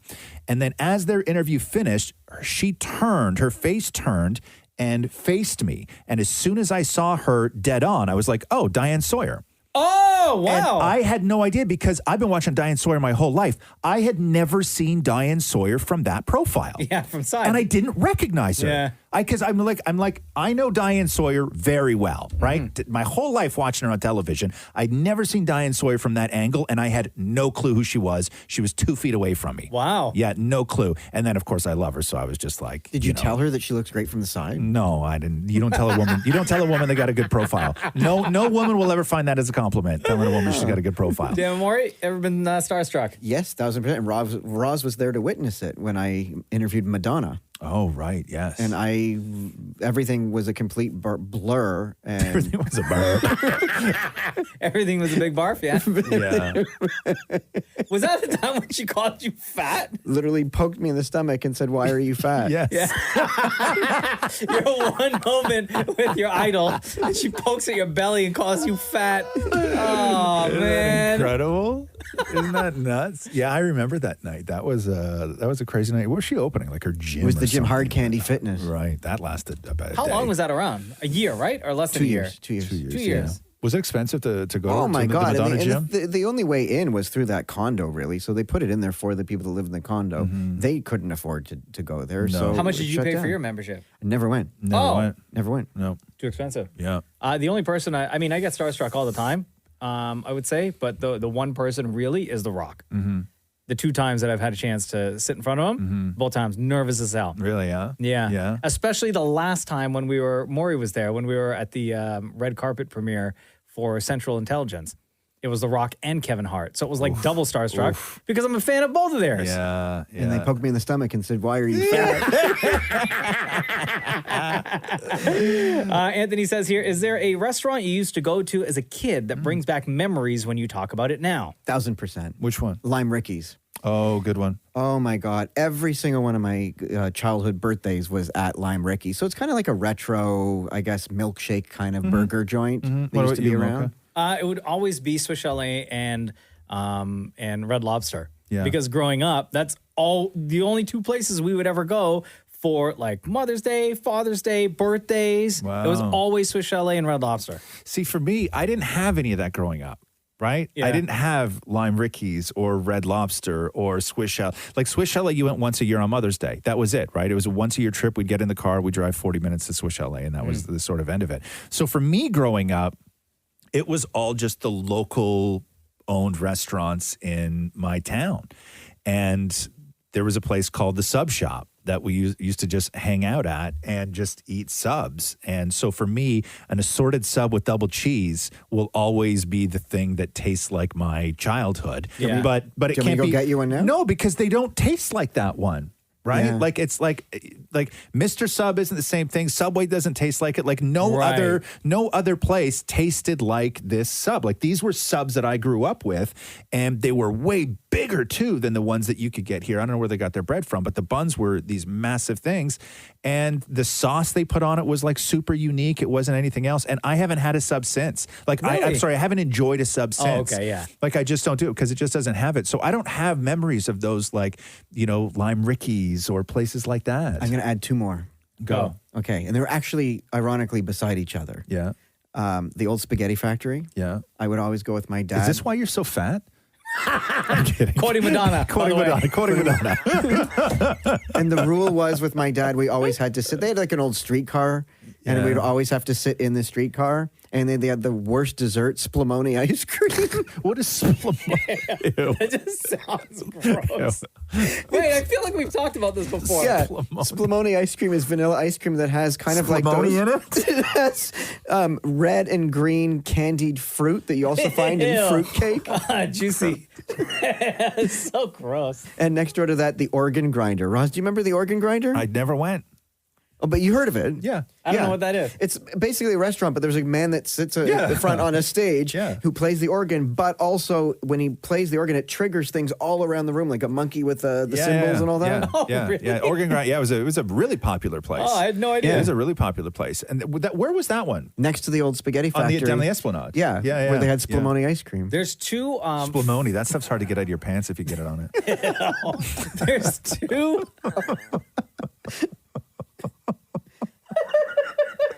You gotta be careful. There's 2 food items, actually, because you're talking about subs, right, Roz? Yeah. There's 2 food items that come to mind that make me, anytime I have it, makes me think about my childhood, which is wonton noodle soup. Oh, yeah. And also Chinese food, beef fried rice. Really, huh? Because when I was a kid, every Friday night, my dad would come home from it was either his second or third job. There was one point where he was working 3 jobs, right? Yeah. One of the jobs, he would do his banking job during the day, come home, hang out for a bit, and then he'd go work somewhere else. And after his night shift, he would come home on Friday nights.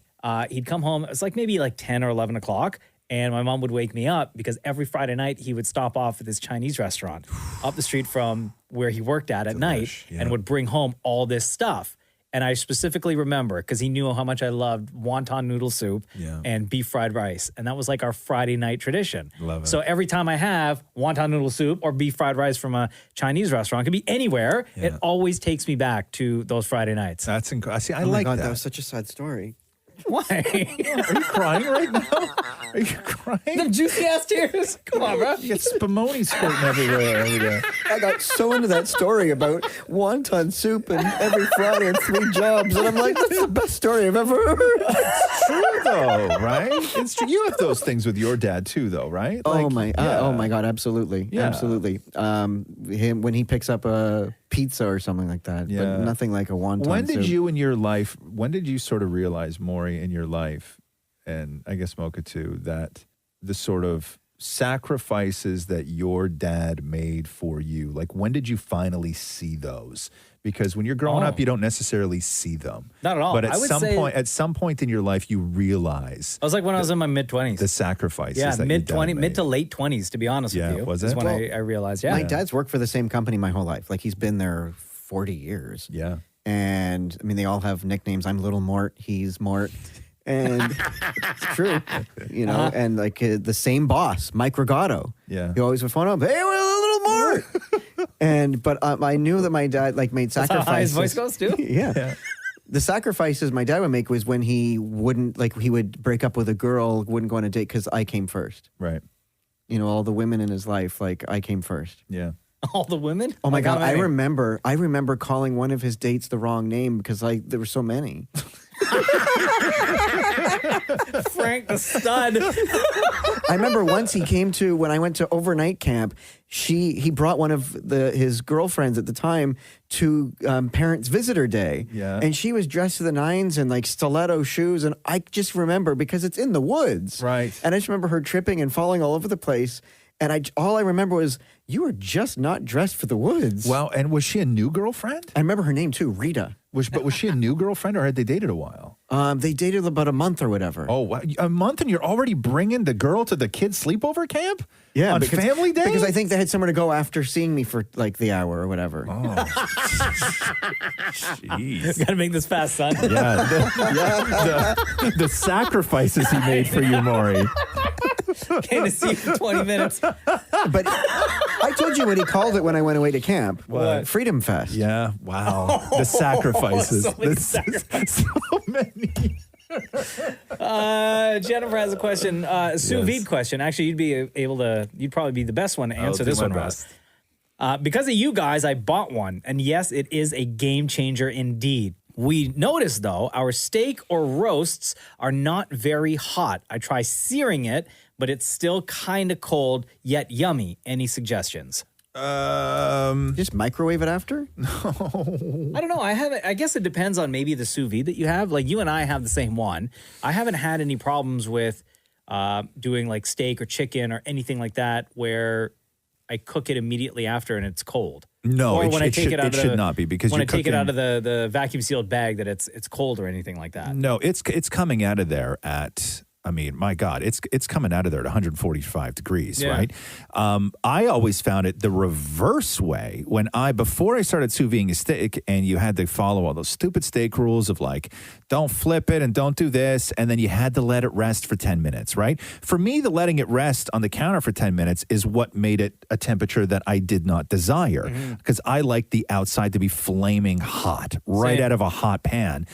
And when you have to let it sit, it always bothered me because you never got that sort of super flaming hot thing. And I was always like, God, why in the restaurants when they bring up my steak, it's still sizzling? Like, do they not let it rest? And then I realized, no, they're all sous vide. Yeah. And they're all sous vide to temperature depending on what people want it. And then they literally just char up the outside and bring it to you. Like somebody's not back there like meticulously figuring So you mean out. after they sous vide it, they put it in the pan to create the sizzle? Yeah. Because all they're doing is giving the outside that crispiness, right? But is there something they Little put bit of char. on it so when they carry it to the table, you hear that sizzling It's just sound? butter. That is butter. That's all it is? That is butter. A ton of butter. Yeah, Okay. that is a ton of scorching hot butter. But your steak shouldn't be cold unless you're sous videing it and then letting it sit on the counter for too long. Yeah. You know, there's that, which you shouldn't do either because you start getting into dangerous temperatures with that. But you shouldn't have that. My whole thing is that I take it out of the water bath when I'm ready to sous vide it. Same. And I take When it you're ready to out cook it. when I'm ready to cook. Sorry, when I'm ready to cook it. Yeah. I take it out of the water bath when I'm ready to cook it, and then I take it, I cut it out of the bag. I wrap it in a double layer of paper towel, squish it, get all the moisture off, and then the thing that the mistake that some people make with a steak after they've sous vide it before they put it into the pan is you want to salt the steak. People salt it too early.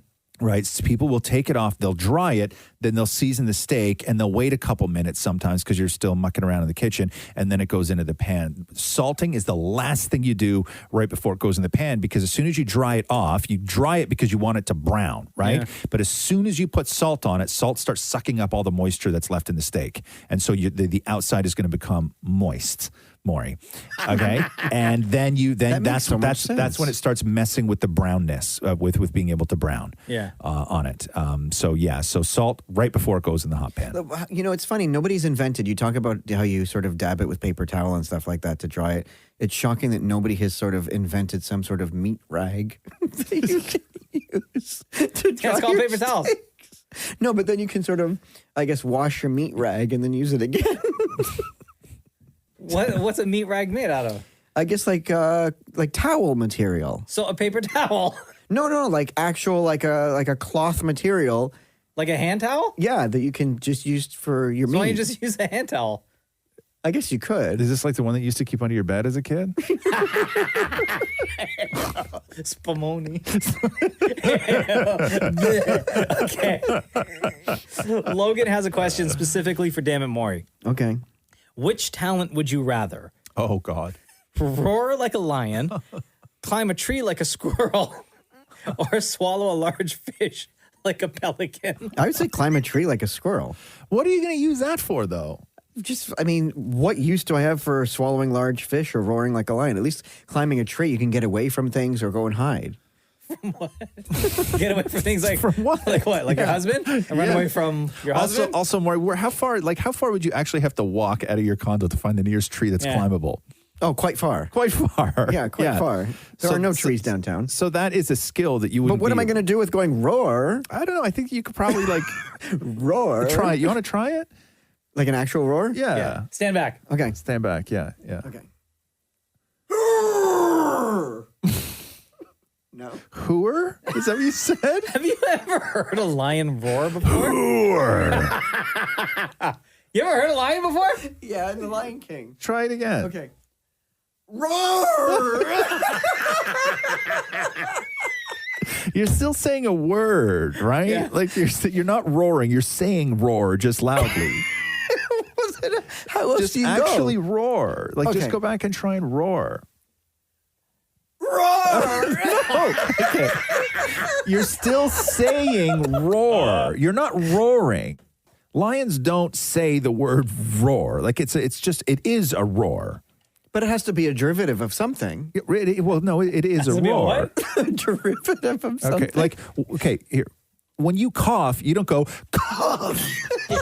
Right? Like there's things that are called things that don't necessarily make that sound, right? Like a cough is a cough, a roar is a roar. Okay. Cough doesn't sound like cough, roar doesn't sound like roar. So is it more like Listen. Like, Here, listen to this.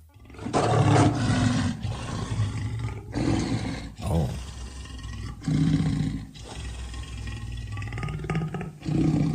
Oh, that's like a purr.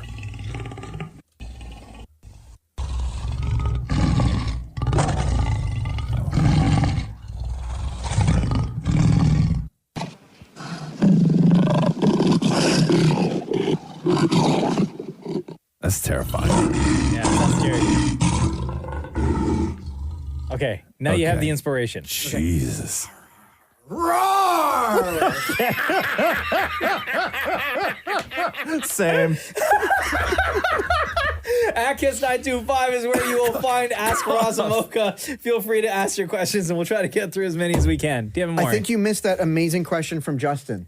I really think we got to fit that in. Oh, right. Okay, Yeah. here. Justin says, Roz, what was Prohibition like? Where did that laugh come from? How do you roar and then follow it up with that? Thanks for listening to the Roz and Mocha Show podcast. Catch the guys live Weekday mornings from 6 to 10 on Kiss 92.5. Kiss925.com. Or download the Kiss 92.5 app.